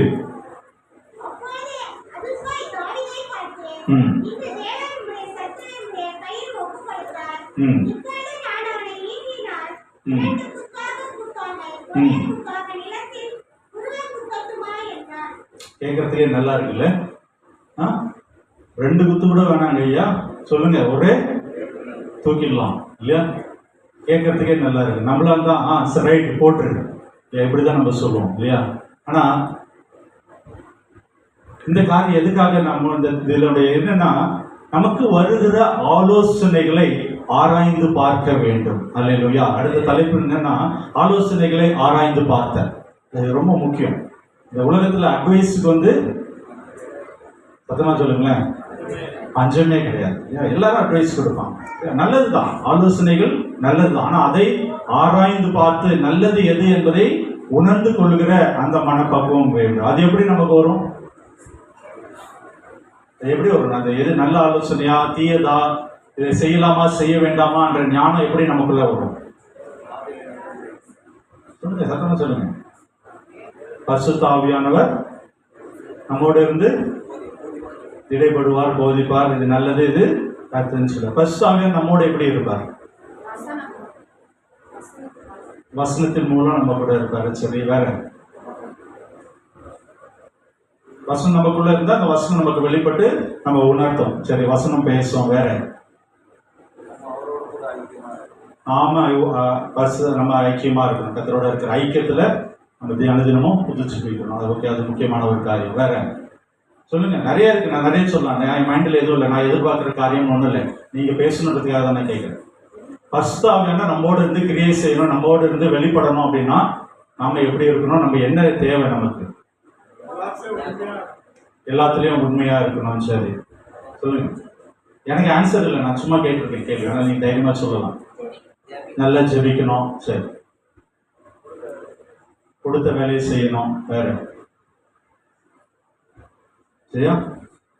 ஆமா, நம்ம நிறைய காரியங்களை சொல்லலாம் இல்லையா? வேதம் வாசிக்கிறது, ஜெபிக்கிறது, அவரோடு இருக்கிற ஐக்கியத்துல பலப்பட்டு இருக்கிறது இல்லையா? அந்த உறவு கெட்டுவிடக்கூடாது இல்லையா? அந்த தினமும் நம்மை சுத்திகரித்துக் கொள்ளுகிறவர்களாக நம்ம காணப்பட வேண்டும். பரிசுத்தமா யாருமே இந்த உலகத்துல இருக்க முடியாது. ஏன்னா பாவம் நிறைந்த இந்த உலகம். வெளியே போனோம்னாலே கண்ணுல பாவமான காரியங்கள், கூட இருக்கிறவங்க பாவம் செய்கிற மனிதர்கள், அநேக காரியங்கள் நமக்கு எதிராக செயல்பட்டு கொண்டுதான் இருக்கும்.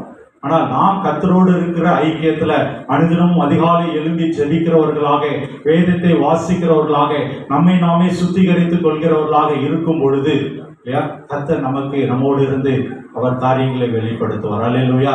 பரிசுத்த ஆவியானவர் பேசுறதுக்கும் மாம்சீகமா பேசுறதுக்கும் நம்மளுக்கு வித்தியாசம் தெரியும் இல்லையா? பரிசுத்த ஆவியானவர் நம்ம அநேக நம்ம சொல்லணும், எனக்கு மனசாட்சிக்கு பட்டது நான் செஞ்சுட்டேன் அப்படின்னு சொல்லி இல்லையா?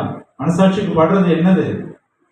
நல்லதும் இருக்கும், கெட்டதும் இருக்கும் இல்லையா? அதனால ஜாக்கிரதை உள்ளவர்களாக காணப்பட வேண்டும். நம்முடைய இருதயத்தின் சிந்தைகளை கர்த்தர் அறிந்திருக்கிறார். நம்ம உள்ளத்திலிருந்து ஒரு காரியம் வெளிப்படுது அப்படின்னு சொன்னா கர்த்தர் அதை அறிந்திருக்கிறார். அதை நான் செய்தா கர்த்தருக்கு பிடித்தமாக இருக்குமா? கர்த்தருக்கு பிடித்தமான காரியம்ன்றதை எப்படி தெரிஞ்சுக்க முடியும்? அதை செஞ்சா பெற்றோர்களுக்கு பிடிக்குமா? அதை செஞ்சா சபை போதகருக்கு பிடிக்குமா? அதை செஞ்சா 4 பேருக்கு நன்மை உண்டாகுமா? இதனால எனக்கு என்ன லாபம், மற்றவர்களுக்கு என்ன லாபம்? இதை நீங்க ஆராய்ந்து பார்த்தாலே அது கர்த்தருக்கு பிடிக்குமா இல்லையான்றதை தெரிஞ்சு நீங்க 5 கொஸ்டின் கேட்டு அதுல எத்தனை டிக் ஆகுதுன்னு பாருங்க. கர்த்தர் இதுல பிரியப்படுவாரா? இதனால ஒரு செய்கையை நான் செய்கிறதுனால இது ஆவிக்குரிய வாழ்க்கையில எப்படி பிரயோஜனம் உள்ளதாக இருக்கிறது? இதெல்லாம் நீங்க ஆராய்ந்து பார்க்கும்போது இல்லையா, அதனுடைய ஆன்சர்ஸ் வச்சு பரிசுத்த ஆவியானவர் இதை செய்ய சொல்கிறாரா இல்லையா என்பதை நீங்கள் முடிவெடுத்துக் கொள்ளலாம். இந்த இடத்துல நம்ம பார்க்கும் பொழுது இந்த கூட இருந்த அபிசாய் என்ற ஒரு மனிதன் தாவீதுக்கு ஒரு முக்கியமாக இல்லையா வலது கையா இருந்த ஒரு மனிதன் இல்லையா, தன் உயிரை கொடுத்து கவலைப்படாதபடி நான் சவுலுடைய பாளையத்துக்கு நான் போறேன், என் கூட யார் வரீங்க அப்படின்னு சொன்னபடி நான் உடனே வருகிறேன் என்று சொல்லி தன் உயிரை கூட பொருட்படுத்தாமல் வந்த இந்த அபிஷாய் என்ன பண்ணாரு? ஒரு ஆலோசனை கொடுக்கிறார். ஆனால் தாவீது அந்த இடத்துல ஞானமாய் நடந்து கொண்டார் என்று சொல்லி நம்ம ஏற்கனவே அதை நம்ம தியானித்தோம் இல்லையா? ஆலோசனைகளை பெறும்போது, ஆலோசனைகள் நமக்கு நேராக கடந்து வரும்போது அதை நிதானித்து தியானிக்கிறவர்களாக அதை செய்யலாமா செய்ய வேண்டாமா என்று சொல்லி பகுத்தறிகிற ஞானத்தை உடையவர்களாக நம்ம காணப்பட வேண்டும். அல்லேலூயா. 5 காரியங்களை நம்ம பார்த்தோம் இல்லையா? உலக பிரகாரமாக அநேகர் ஆலோசனைகளை சொல்லுவாங்க, ஆனால் கவனமாக இருக்கும்படியாக இல்லையா அழைக்கப்படுகிறோம். 18-19 வாசிப்போம். அடுத்தபடியாக 18-19.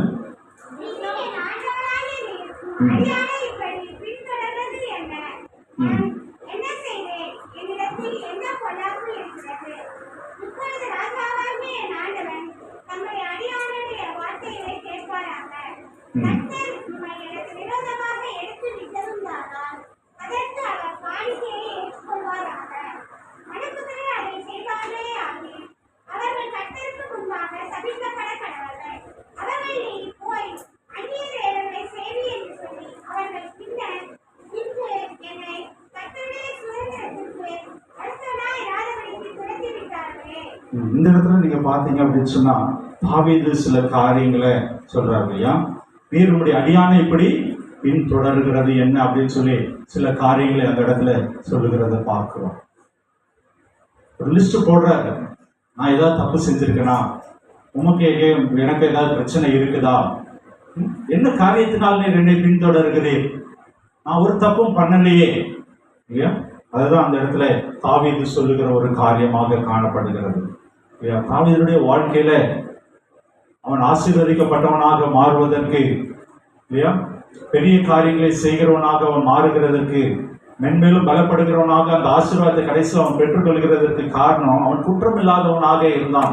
தன்னிலே ஒரு குற்றமும் இல்லாதபடி அவன் தன்னை பாதுகாத்துக் கொண்டான் என்று சொல்லி நம்ம பார்க்கணும்.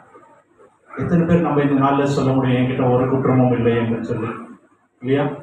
இது ஒரு முக்கியமான ஒரு காரியம் இல்லையா? இது ஒரு சேலஞ்சிங்கான கொஸ்டின். நம்ம இருதயத்துல நம்ம என்ன சொல்லிடலாம், எனக்கு பாவம் இல்லை என்று சொல்லலாம். நல்லா கவனிங்க, இருதயத்தை ஆராய்ந்து பார்க்கிற தேவனுக்கு முன்பாக நாம எதையுமே மறைக்க முடியாது. அவருடைய சன்னிதானத்தில் வந்து நிற்கும் போது ஒரு டெலிவிஷன் ஸ்கிரீன்ல பார்க்கிற மாதிரி எல்லாத்தையும் அவர் லிஸ்ட் பண்ணி சொல்லிடுவோம். அநேக நேரங்களில் இந்த காரியத்தை அனைவருக்கும் சொல்லுகிறது. நம்ம இரவு நேரத்தில் நீங்க ஜெபிக்கிறது பழக்கம் எல்லாருக்கும் இருக்கும்னு நினைக்கிறேன், விசுவாசிக்கிறேன். எத்தனை பேர் இரவுல ஜெபிக்கிறீங்க படுக்கிறதுக்கு முன்னாடி இல்லையா? எல்லாரும் கண்டிப்பா ஜெபிச்சுட்டு படுக்கணும். சோர்வு இருக்கும், பலவீனம் இருக்கும், கை கால் வலி இருக்கும். ஆனா கர்த்தருக்கு முன்பாக நம்ம ஜெபிக்காம படுக்கக்கூடாது. அந்த ஜெபிக்கிறதுல முதல் பாயிண்ட் இல்லையா, என்னுடைய அனுபவத்துல நான் கண்ணை மூடுனதுக்கு அப்புறமே கர்த்தர் எனக்கு வெளிப்படுத்துற காரியம், அந்த நாளில் எதெல்லாம் கர்த்தருக்கு பிடித்தமில்லாத காரியம் ஏதாவது செஞ்சிருந்தா அது ஒரு லிஸ்ட் வந்துடுங்க. டக் இந்த இடத்துல நீ இதை தவறு பண்ணியிருக்க, இதை பண்ணியிருக்க, இதை பேசக்கூடாது, இதை பேசியிருக்க அப்படின்னு சொல்லி உடனடியாக அதை ஒப்பு கொடுத்து அதை கர்த்தரிடத்துல ரெக்கன்சைல் ஆகணும். அதை ஒப்புரவாக என்னை நான் ஒப்பு கொடுப்பேன். அந்த அனுபவத்துக்கு அனுதினமும் நம்மை கர்த்தரிடத்துல பரிசுத்தப்படுத்தி ஒப்புரவு ஆகாதபடி நம்ம வாழ்ந்தோம் அப்படின்னு சொன்னா நம்முடைய வாழ்க்கை நமக்கும் கர்த்தருக்கும் இடையிலே ஒரு சுவர் உண்டாகும் என்று சொல்லி நம்ம அறிந்துக்கணும். நம்முடைய விண்ணப்பங்கள் கேட்கப்படாது இல்லையா? வர்ஷிப் டைம்ல பதர் சொன்னாங்க, நம்ம துதியும் நம்முடைய இது விண்ணப்பங்களும் மேகத்துல முட்டி ரிவர்ஸ் வந்துடுது அப்படின்னு சொல்லி. அதுக்கு நம்முடைய பாவங்கள் காரணமாக இருந்து விடக்கூடாது. அநேக நேரங்களில் நம்ம பாவங்களை உணராதபடி இருக்கிறபடினாலதான் இல்லையா? ஏசாயா 49:59 இல்லையா? அந்த வாசிங்க, அழகான ஒரு வசனம் என்ன சொல்லுகிறது? நம்முடைய பாவங்கள் தான் நமக்கு தடையாக இருக்கிறது என்று சொல்லி சொல்லப்பட்டிருக்க. ஏசாயா 59:1-2 வாசிப்போம். வாசிங்க, பக்கம் 865. இதோ ரட்சிக்க கூடாதபடி கர்த்தருடைய கை குறுகி போகவும் இல்லை,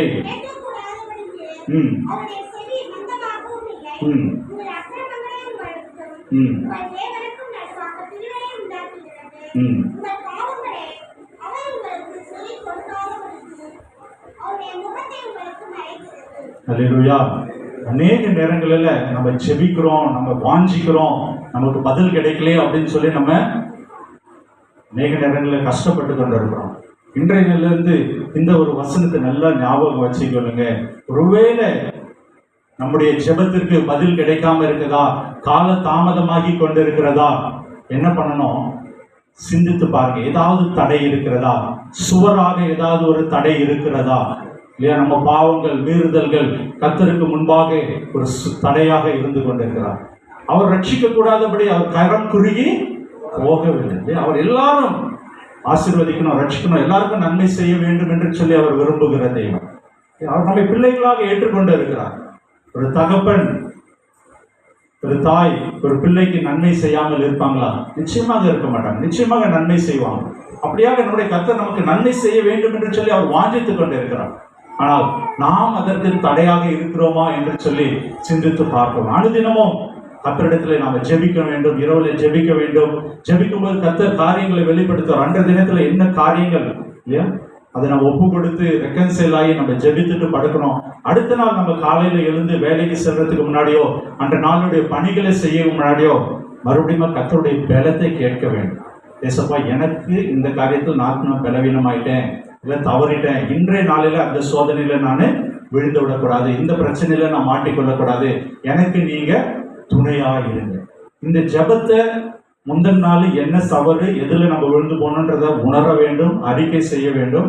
அடுத்த நாள் அதற்குரிய பலத்தை கர்த்தரிடத்துல கேட்டு நம்ம கடந்து செல்லல, இந்த அனுபவம் நம்முடைய ஆவிக்குரிய வாழ்க்கையில இல்லை அப்படின்னு சொன்னா நம்முடைய வாழ்க்கையில பாவம் அதிகரிக்கும். நம்ம தெரியாதபடி பாவம் வந்து கொண்டே இருக்கும் இல்லையா? இந்த உணர்வு நமக்குள்ளாக கடந்து வரும்படியாக நம்ம ஒப்பு கொடுக்க வேண்டும். நம்மள குற்றம் இருக்கக்கூடாது. அதுதான் நம்ம 18-19 பார்த்தோம். தாவீது கேட்கிறார், என்கிட்ட என்ன குற்றம் இருக்குது, என்னை கொன்று போடும்படி நீர் எதற்காக பின்தொடர்ந்து வருகிறீர் அப்படின்னு சொல்லி அந்த இடத்துல கேட்கிறோம். குற்றம் இல்லாதபடி நம்மை பாதுகாத்துக் கொள்ளும்படியாக அழைக்கிறோம். இயேசு கிறிஸ்து குறித்து நம்ம பார்க்கும்போது அவர் கல்வாரி சிலுவையில அடிக்கும்படியாக என்ன பண்றாங்க? கல்வாரி சிலுவையில எடுத்துட்டு போறாங்க. வாசிப்போம். மத்தேயு 27:4 படிங்க. மத்தேயு 27:4. அதுல அவர் குற்றம் இல்லாதவர் என்று சொல்லப்படுதான வார்த்தையை நம்ம பார்க்காம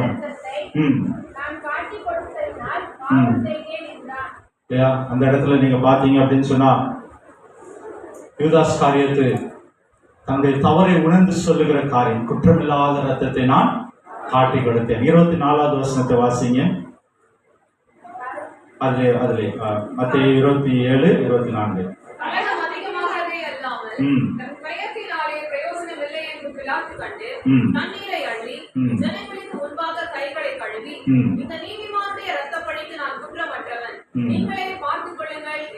இந்த இடத்துல இல்லையா பிலாத்து சொல்றாரு, இவன் நீதிமான், நீதிமான். இப்படியாக ஒரு குற்றமற்ற வாழ்க்கையை இயேசு கிறிஸ்து வாழ்ந்து நமக்கு ஒரு முன்மாதிரியை அவர் வைத்து சென்றிருக்கிறார். அல்லேலூயா. அவருடைய அடிச்சுவடுகளை பின்பற்ற வேண்டும் என்று சொன்னால் நாம் எப்படி இருக்கணும்? குற்றமற்றவர்களாக காணப்பட வேண்டும். குற்றம் நம்ம மேல யாராவது பாயிண்ட் பண்ணிட்டாங்கன்னா நம்ம என்ன ஆயிடும்? ஒரு ட்ராப் இல்லையா? நம்மள ஏதாவது நம்ம கிட்ட ஒரு பாவத்தையோ ஏதோ ஒருத்தர் கண்டுபிடிச்சிட்டாங்க அப்படின்னு சொன்னா என்ன ஆயிடும்? நம்ம அவங்க ட்ராப்ல விழுந்துருவோம் இல்லையா? ஒரு சின்ன ஒரு கதை சொல்லுவாங்க, கவனிங்க கதை. ஒரு வீட்டுல ஒரு அண்ணன் தம்பி 2 தங்கச்சின்னு வச்சுக்கல, ஒரு அண்ணன் தங்கச்சி 2 பேர் இருந்தாங்களாம்.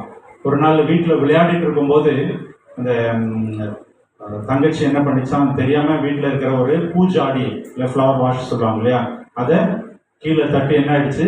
ஃப்ளவர் வாஷ் உடைஞ்சு போயிடுச்சு. உடைஞ்சு போன உடனே அதை எடுத்து ஒளிச்சு போட்டுட்டு அம்மாவுக்கு தெரியக்கூடாது, அப்பாவுக்கு தெரியக்கூடாதுன்னு போயிட்டான். அதை யார் பார்த்துட்டு இருந்தான்? அண்ணன் பார்த்துட்டு இருந்தானோ. அண்ணன் பார்த்துட்டு என்ன பண்ணிட்டான்?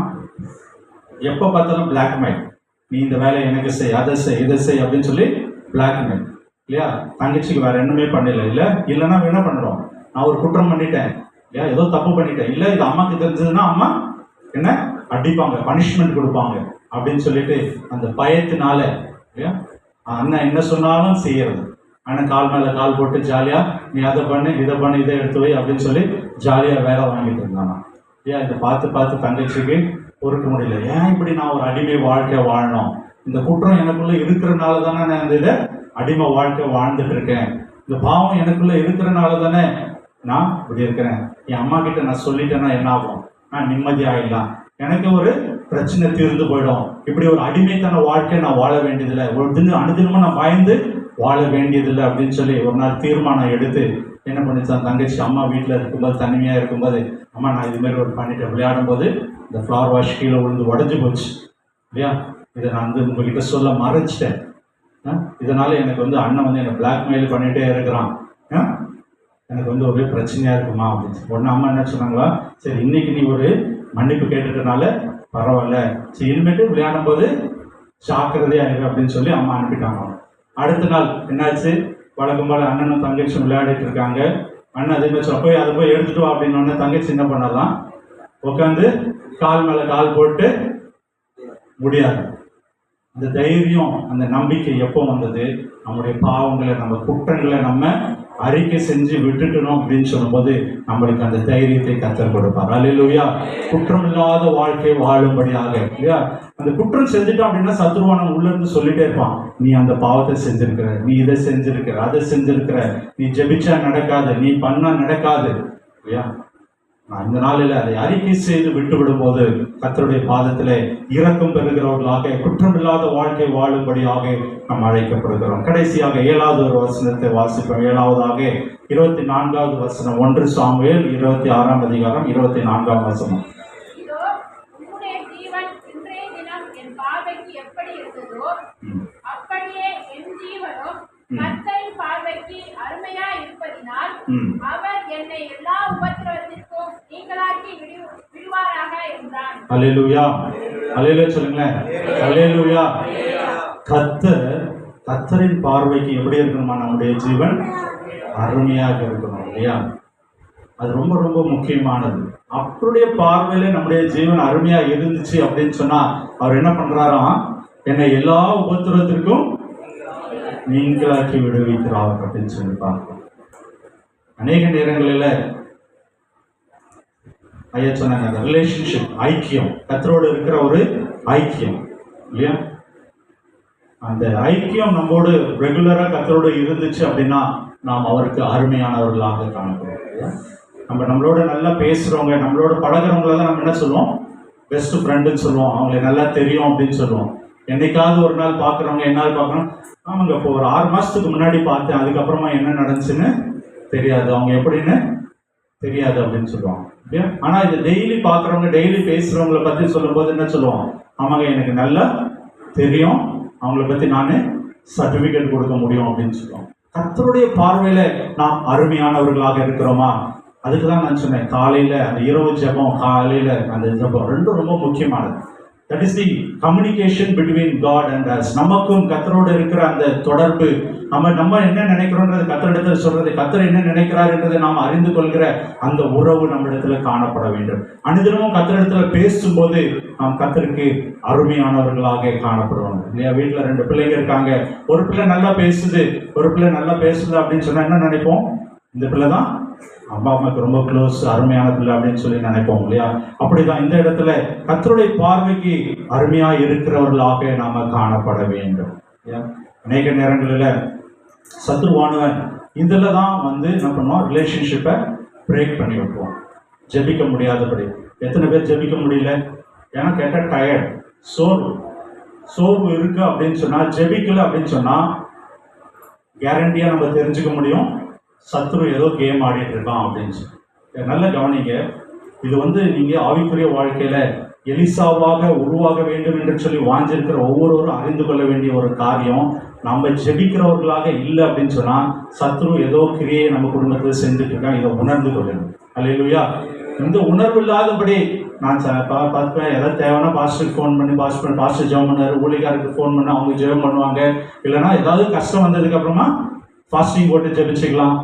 இல்லை, அனுதினமும் கர்த்தரோடு இருக்கிற உறவை புதுப்பித்துக் கொள்கிறவர்கள், அனுதினமும் கர்த்தரை நோக்கி பார்க்கிறவர்களாக, வேத வசனத்தை தியானிக்கிறவர்களாக, சத்தியத்தில் நிலைத்திருக்கிறவர்களாக நாம் அவருடைய பார்வையில அருமையானவர்களாக காணப்படவில்லை என்று சொன்னால் குடும்பத்தில் சத்ருவான ஏதோ ஒரு காரியத்தை செய்து கொண்டிருக்காங்க. இன்றைய நாளில நீங்கள் விழித்துக் கொள்ளும்படியாக உங்களை அன்போடு கேட்டுக்கொள்ளுங்க. ஜெப வாழ்க்கை ஒரு முக்கியமான ஒரு வாழ்க்கை. தனி ஜெபம் முக்கியம், குடும்ப ஜெபம் முக்கியம். தனி ஜெபம் கூட நீங்க நல்லா பண்றவங்களாக இருப்பீங்க, பண்றீங்களான்றது நீங்க தான் பதில் சொல்லணும். தனி ஜெபம் கண்டிப்பா நம்ம பண்றோம், காலையிலையும் பண்ணணும், நைட்லையும் பண்றோம். அது போக இந்த ஐக்கியங்களில் இணைந்து பண்ணுற ஜபம், சர்ச்சில் ஒரு ஃபாஸ்டிங் ப்ரேயர் நடத்துறது, இல்லைன்னா வீட்டு பக்கத்தில் ஒரு கூடுகை நடத்துறது, இதுல நீங்க சொல்லணும். நம்ம எல்லாம் என்ன பண்ணுவோம்?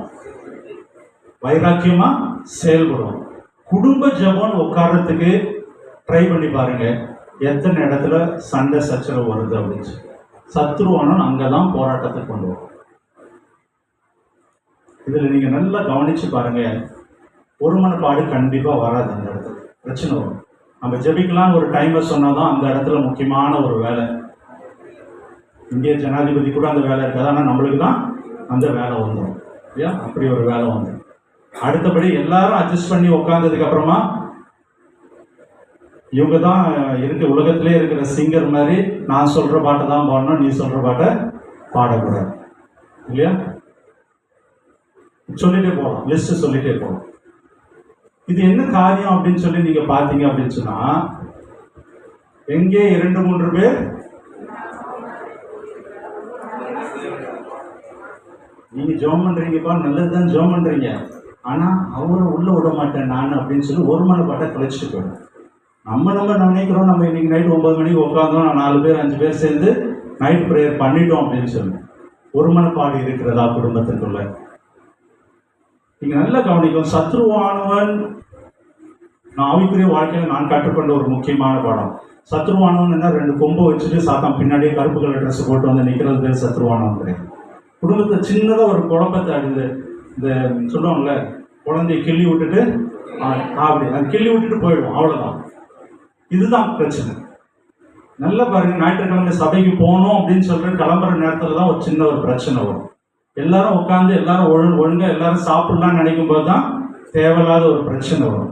குடும்ப ஜபம் பண்ணலாம்னு சொல்லி அந்த ஒரு மனப்பாட்டை குலைக்கிறது சத்துவானவருடைய கிரியை. அல்லேலூயா.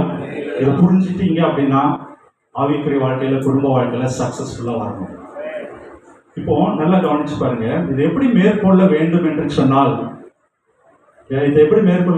சொன்னால், பரிசுத்த ஆவியானவர் உங்களுக்குள்ள ஒரு ப்ராம்ப்ட் கொடுத்துட்டே இருப்பார், உணர்வை கொடுத்து கொண்டே இருப்பார். நம்மளுக்கு தெரியும் எக்ஸ்பீரியன்ஸ், எல்லாருமே எக்ஸ்பீரியன்ஸ்ல எத்தனை நாள் இப்படி சண்டை வந்திருக்கோம் எக்ஸ்பீரியன்ஸ். இன்னைக்கு நைட்டு வீட்டில் போய் உட்காந்து குடும்ப ஜபம் பண்ணும்போது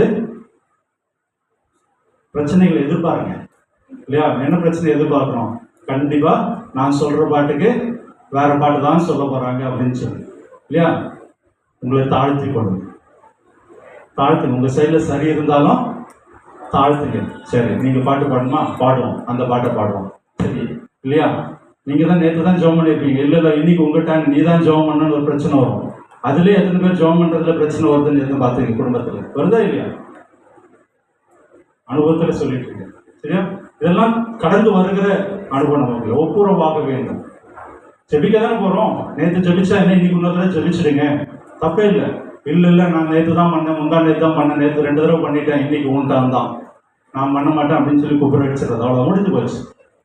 அன்னைக்கு அட்டண்டன்ஸ் போட்டுட்டு சத்ருவானவன் கிளம்பி போயிட்டே இருப்போம். நீங்க அதுக்கப்புறமா நீங்க ஆவியில நிறைஞ்சு ஜெபிச்சாலும் சரி, அந்நிய பாஷையில பேசி ஜெபிச்சாலும் சரி, அதனுடைய தாக்கம் எப்படி இருக்கும் என்பதை நாம் உணர்ந்து கொள்ள வேண்டும் இல்லையா? இன்றைய நாளில கர்த்தருடைய பார்வையில அருமையா இருக்க வேண்டும் என்று சொன்னால், சத்ரு கொண்டு வருகிற இப்படியான சில காரியங்கள்ல வெளிப்புள்ளவர்களாக இருக்கிறோம். தாழ்ந்து போங்க, பிரச்சனையே கிடையாது.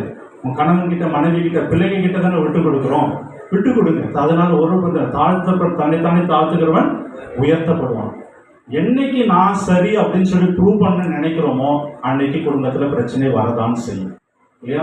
கர்த்தர் பார்த்து போடுவார் இல்லையா? அது நீதி செய்கிற தேவன் அவர் என்னைக்கு நன்மை எதுவோ அதை இப்போ வெளியில கொண்டு வருவார். அதனால நீங்க விட்டு கொடுக்கறதுனால ஒரு நாளும் தாழ்ந்து போக மாட்டோம். அது அப்படி நீங்க 4 தடவை செஞ்சு பாருங்களேன். 4 தடவை செஞ்சு பார்த்துட்டீங்க அப்படின்னு சொன்னா சத்ருவானவன் அந்த இடத்துல வெட்கப்படுவான். நீங்க ஜோமன் உட்காடுறீங்க, ஒன்னா கிளம்பி போகணும்னு வரும்போது சத்ருவானவன் வந்து இந்த ஒரு அட்டண்டன்ஸ் போட வரும்போது நீ உஷாராயிடணும். வந்திருக்கியாப்பா, சரி எனக்கு தெரிஞ்சு போச்சு, ரைட், நீ சொல்ற பாட்டே பாடலாமா? நான் தான் ஜோம் பண்ணுமா? நான் ஜோம் பண்ணிடுறேன். சரி இன்னைக்கு உப்பு இல்லையா? இன்னைக்கு பரவாயில்ல, உப்பு இல்லைன்னா நான் சாப்பிட்றேன் இல்லையா? இப்படி நீங்க செஞ்சு பாருங்க. சத்ருவானவன் வந்து பார்ப்போம், எந்த சைட்ல பால் போட்டாலும் இவன் 6 அடிக்கிறான் அப்படின்னு சொல்லிட்டு வர முடியாது. ஆனா என்ன பண்ணுவான், வேற ஒரு தந்திரங்களை கொண்டு வருவோம்.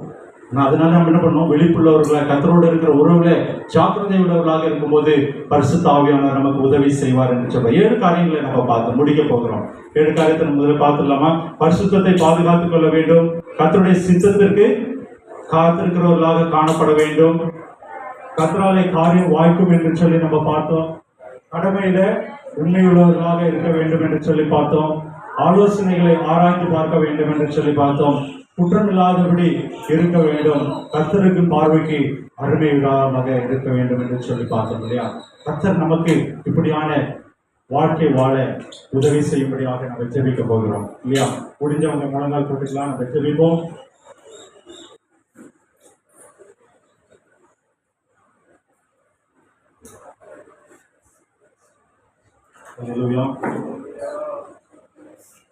நாளிலே கர்த்தர் கர்த்தர் நம்மோடு பேசி இருக்கிறபடினாலே கர்த்தரிடத்துல நன்றி செலுத்தி நம்ம ஒரு நிமிஷம் நம்ம ஜெபிப்போம். கர்த்தருக்கு நன்றி சொல்லுவோம். இந்த நாள் என்னோட பேசியிருக்கீங்கப்பா, உனக்கு நன்றி. இந்த நாளில் நீர் எங்களுக்கு கொடுத்திருக்கிற வார்த்தை, நீ ஆசீர்வதிக்கப்பட்டவன், நீ பெரிய காரியங்களை செய்வாய், மென்மேலும் பலப்படுவாய் என்று நீர் எங்களோடு சொல்லியிருக்கீங்க. அதற்காக தகப்பனே, அதற்காக சில காரியங்களை நீர் எங்களோடு வெளிப்படுத்தி இருக்கிறீங்க. எங்களுடைய தனிப்பட்ட வாழ்க்கையில, ஆவிக்குரிய வாழ்க்கையில நாங்கள் என்ன காரியங்களை செய்ய வேண்டும் என்று சொல்லி வெளிப்படுத்திருக்கீங்க தகப்பனே. ஒரே ஆசீர்வாதத்துக்கு மட்டுமே நாங்கள் காத்திருக்கிறவர்களாக இல்லாதபடி ஆவிக்குரிய வாழ்க்கையில என்னென்ன காரியங்களை சரி செய்யும்படி நீர் எங்களோடு வெளிப்படுத்தி இருக்கிறீரோ அதிலே நாங்கள் வெளிப்படுத்துகிற உண்மையுள்ளவர்களாக, சரி செய்து கொள்கிறவர்களாக நாங்கள் காணப்பட கர்த்தர் நீர் அப்பா கிருபை செய்ய வேண்டுமாறு நாங்கள் செபிக்கிறோம் தகப்பனே. ஒரே ஒரு காரியம் நல்லா கவனிங்க. தாவீது இந்த காரியத்தெல்லாம் செஞ்சார் இல்லையா? பரிசுத்தமா பாதுகாத்தாரு, கர்த்தருக்கு காத்திருந்தாரு. இந்த காரியங்கள்ல ஒரு 7 காரியத்தை பாதுகாத்தார். அவர் எந்த சூழ்நிலையில பார்த்தார், இது ரொம்ப முக்கியமா நல்லா கவனிங்க. அநேக நேரங்களில் ஆங்கிலம் சொல்லுவாங்க பெட் ஆஃப் ரோஸ், இல்லைன்னா கேக் வாக் அப்படின்னு சொல்லுவாங்க. எல்லாமே ஸ்மூத்தா இருக்கும்போது அவர் இதெல்லாம் செய்யல. சாப்பாட்டுக்கு கஷ்டப்பட்டு கொண்டிருந்த சூழல், தங்குறதுக்கு இடம் இல்லாத ஒரு சூழல், காடுகளில் ஒழிந்து கொண்டு உயிருக்கு ஒரு பாதுகாப்பற்ற ஒரு சூழல், எதிர் எப்போ என்னை தாக்குவான், என் உயிர் எப்போ போகுன்ற ஒரு சூழல். இப்படியான ஒரு சூழல்ல அவர் தன்னுடைய பரிசுத்தத்தை பாதுகாத்தார், கர்த்தரோடு இருக்கிற உறவை பாதுகாத்துக் கொண்டார். இப்படியாக ஒரு 7 காரியங்களை நம்ம பார்த்தோம். பாஸ்டர் பிரதர், என் வாழ்க்கையில பிரச்சனைகளே அநேகமா இருக்கு, நான் இதெல்லாம் செய்ய முடியும் என்று சொல்லி நினைக்காதீங்க. தாவீதோடு அந்த நாளில இருந்த தேவன், இப்படியான காரியங்களை செய்ய உதவிய தேவன், அவர் இன்றும் நம்ம மத்தியிலே இருக்கிறார். அல்லேலூயா. அவர் இன்றும் ஜீவித்துக் கொண்டிருக்கிற தேவனாய் இருக்கிறார். சூழ்நிலைகளை அவராலே மாற்ற முடியும். ஆனால் நாம் உண்மையுள்ளவர்களாக இருக்கிற சூழ்நிலையில ஒப்பு கொடுத்தவர்களாக காணப்படும் பொழுது அவர் காரியங்களை மாற்ற முடியும். ஒரு குறித்த நாள் வந்தது, சவுலுடைய சாம்ராஜ்யம் சரிந்தது. தாவீது அதே இஸ்ரவேல் தேசத்துக்கு ராஜாவாக உயர்த்தப்பட்டார். அல்லேலூயா. நமக்கென்று ஒரு காலம் குறிக்கப்பட்டு இருக்கிறது. காலங்களை அறிந்திருக்கிற தேவன் நம்மை உயர்த்த அவர் வல்லவராக இருக்கிறார். ஒருவேளை நான் போராட்டத்தில் கடந்து சென்றிருக்கிறேன், கடன் பாரத்தில் கடந்து சென்று கொண்டிருக்கிறேன், வியாதியின் மத்தியிலே இருக்கிறேன், எனக்கு இருக்கிற சோதனையை பார்க்கும் பொழுது என்னால் வெளியில வர முடியாது என்று சொல்லி யோசித்துக் கொண்டிருக்கிறீங்களா? இந்த சூழ்நிலைகளை கர்த்தர் உங்களுடைய பரிசுத்தத்தை பாதுகாத்துக் கொள்ளும்படியாக, கர்த்தரோடு இருக்கிற உறவுல உண்மையுள்ளவர்களாக இருக்கும்படியாக, அவருடைய பார்வையிலே அருமையாக இருக்கும்படியாக கர்த்தர் எதிர்பார்க்கிறார். இந்த உலகத்திலே உபத்திரம் உண்டு, ஆனாலும் திடன் கொள்ளுங்கள், நான் உலகத்தை ஜெயித்தேன் என்று சொன்ன கர்த்தர் அவர் ஒவ்வொருடைய வாழ்க்கையில அவர் அசைவாடி கொண்டிருக்கிறார். இன்றைய நாள் அவர் நம்ம மத்தியிலே இருக்கிறார். இந்த வேளையில் அவர் நம்மோடு இருக்கிறார். இதை உணர்ந்தவர்களாக அவரிடத்தில் நம்முடைய பாரங்களை இறக்கி வைப்போமா? எந்த ஒரு பிரச்சனையாக இருந்தாலும், எந்த ஒரு போராட்டமாக இருந்தாலும் வாய்களை திறந்து அவரிடத்தில் நம்முடைய கண்ணீரோடு கவலைகளை, பாரத்தை இறக்கி வைப்போம். வருத்தப்பட்டு பாரம் சுமக்கிறவர்களே, நீங்கள் எல்லோரும் என்னிடத்திலே வாருங்கள், நான் உங்களுக்கு இளைப்பாறுதல் தருவேன் என்று சொன்ன கர்த்தர் இன்றைய நாளில் அவர் நம் மத்தியிலே வந்திருக்கிறார். ஒரு இளைப்பாறுதலை தரும்படியாக, ஒரு விடுதலையை தரும்படியாக, ஒவ்வொருடைய வாழ்க்கையில ஒரு சமாதானத்தை கொடுக்கும்படியாக, ஒருவருடைய குடும்பத்திற்கு எதிராக செயல்படுகிற சத்துருடைய கிரியைகளை முறியடிக்கும்படியாக அவர் நம்ம மத்தியிலே கடந்து வந்திருக்கிறார். நீங்கள் உங்களுடைய பிரச்சனைகளை அவரிடத்தில் சொல்லுங்க. ஹல்லேலூயா என்று சொல்லி கர்த்தருடைய சன்னிதானத்துல உங்களுடைய வாயை திறந்து உங்களுடைய பிரச்சனைகளை சொல்லுங்க.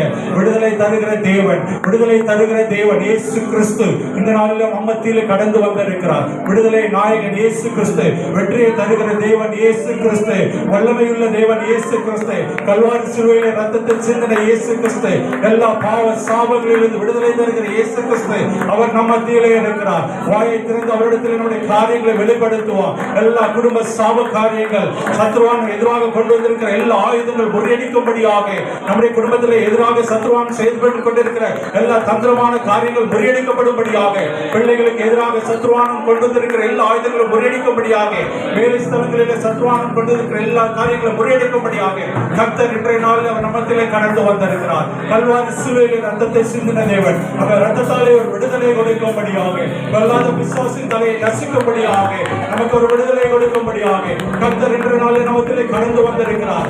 அவராலே ஆகாத காரியம் ஒன்றுமில்லை, அவராலே ஆகாத காரியம் ஒன்றுமில்லை. இயேசுவின் நாமத்தினாலே ஒரு விடுதலை உண்டு, இயேசுவின் நாமத்தினாலே ஒரு விடுதலை உண்டு. ஹல்லேலூயா என்று சொல்லி ஆர்ப்பரித்து சொல்லுங்க. கர்த்தர் என்ன காரியங்களை வாய்க்க செய்வார். என் குடும்பத்திலே ஒரு சமாதானத்தை கொடுப்பார், என் குடும்பத்திலே ஒரு வெற்றியை கொடுப்பார், என்னுடைய குடும்பத்திலே ஒரு ஆசீர்வாதத்தை கொடுக்க அவர் வல்லவராய் இருக்கிறார். என் கடன்பாரத்தை அவர் மாற்றி போட அவர் வல்லவராய் இருக்கிறார். இயேசு இயேசு என்று சொல்லுங்க. இயேசு கிறிஸ்துவின் நாமத்தினாலே ஒரு விடுதலை உண்டு, இயேசு கிறிஸ்துவின் நாமத்தினாலே ஒரு விடுதலை உண்டு. அவரால் ஆகாத காரியம் ஒன்றுமில்லை. அவரை நம்பினோர் ஒரு நாளும் கைவிடப்பட்டு போனதில்லை, அவரை நம்பினோர் ஒரு நாள் வெட்கப்பட்டு போனதில்லை, அவரை நம்பினோர் ஒரு நாளும் தன்னுடைய வாழ்க்கை இழந்து போனதில்லை. நிச்சயமாகவே அவர் பெரிய காரியங்களை செய்வார். வியாதியிலிருந்து சுகத்தை கொடுக்கிற தேவன், எனக்கு சுத்தம் உண்டு சுத்தமாக என்று சொன்ன கர்த்தர் விசுவாசிக்கும் போது ஒரு சுகத்தை கொடுப்பார். எந்த ஒரு வியாதியாக இருந்தாலும் சரி, நாளைக்கு எனக்கு வியாதியிலிருந்து ஒரு விடுதலை வேண்டும். நான் உண்மை விசுவாசிக்கிறேன் கர்த்தாவே, உண்மை என்று எனக்கு விடுதலை கொடுக்க யாரும் இல்லை என்று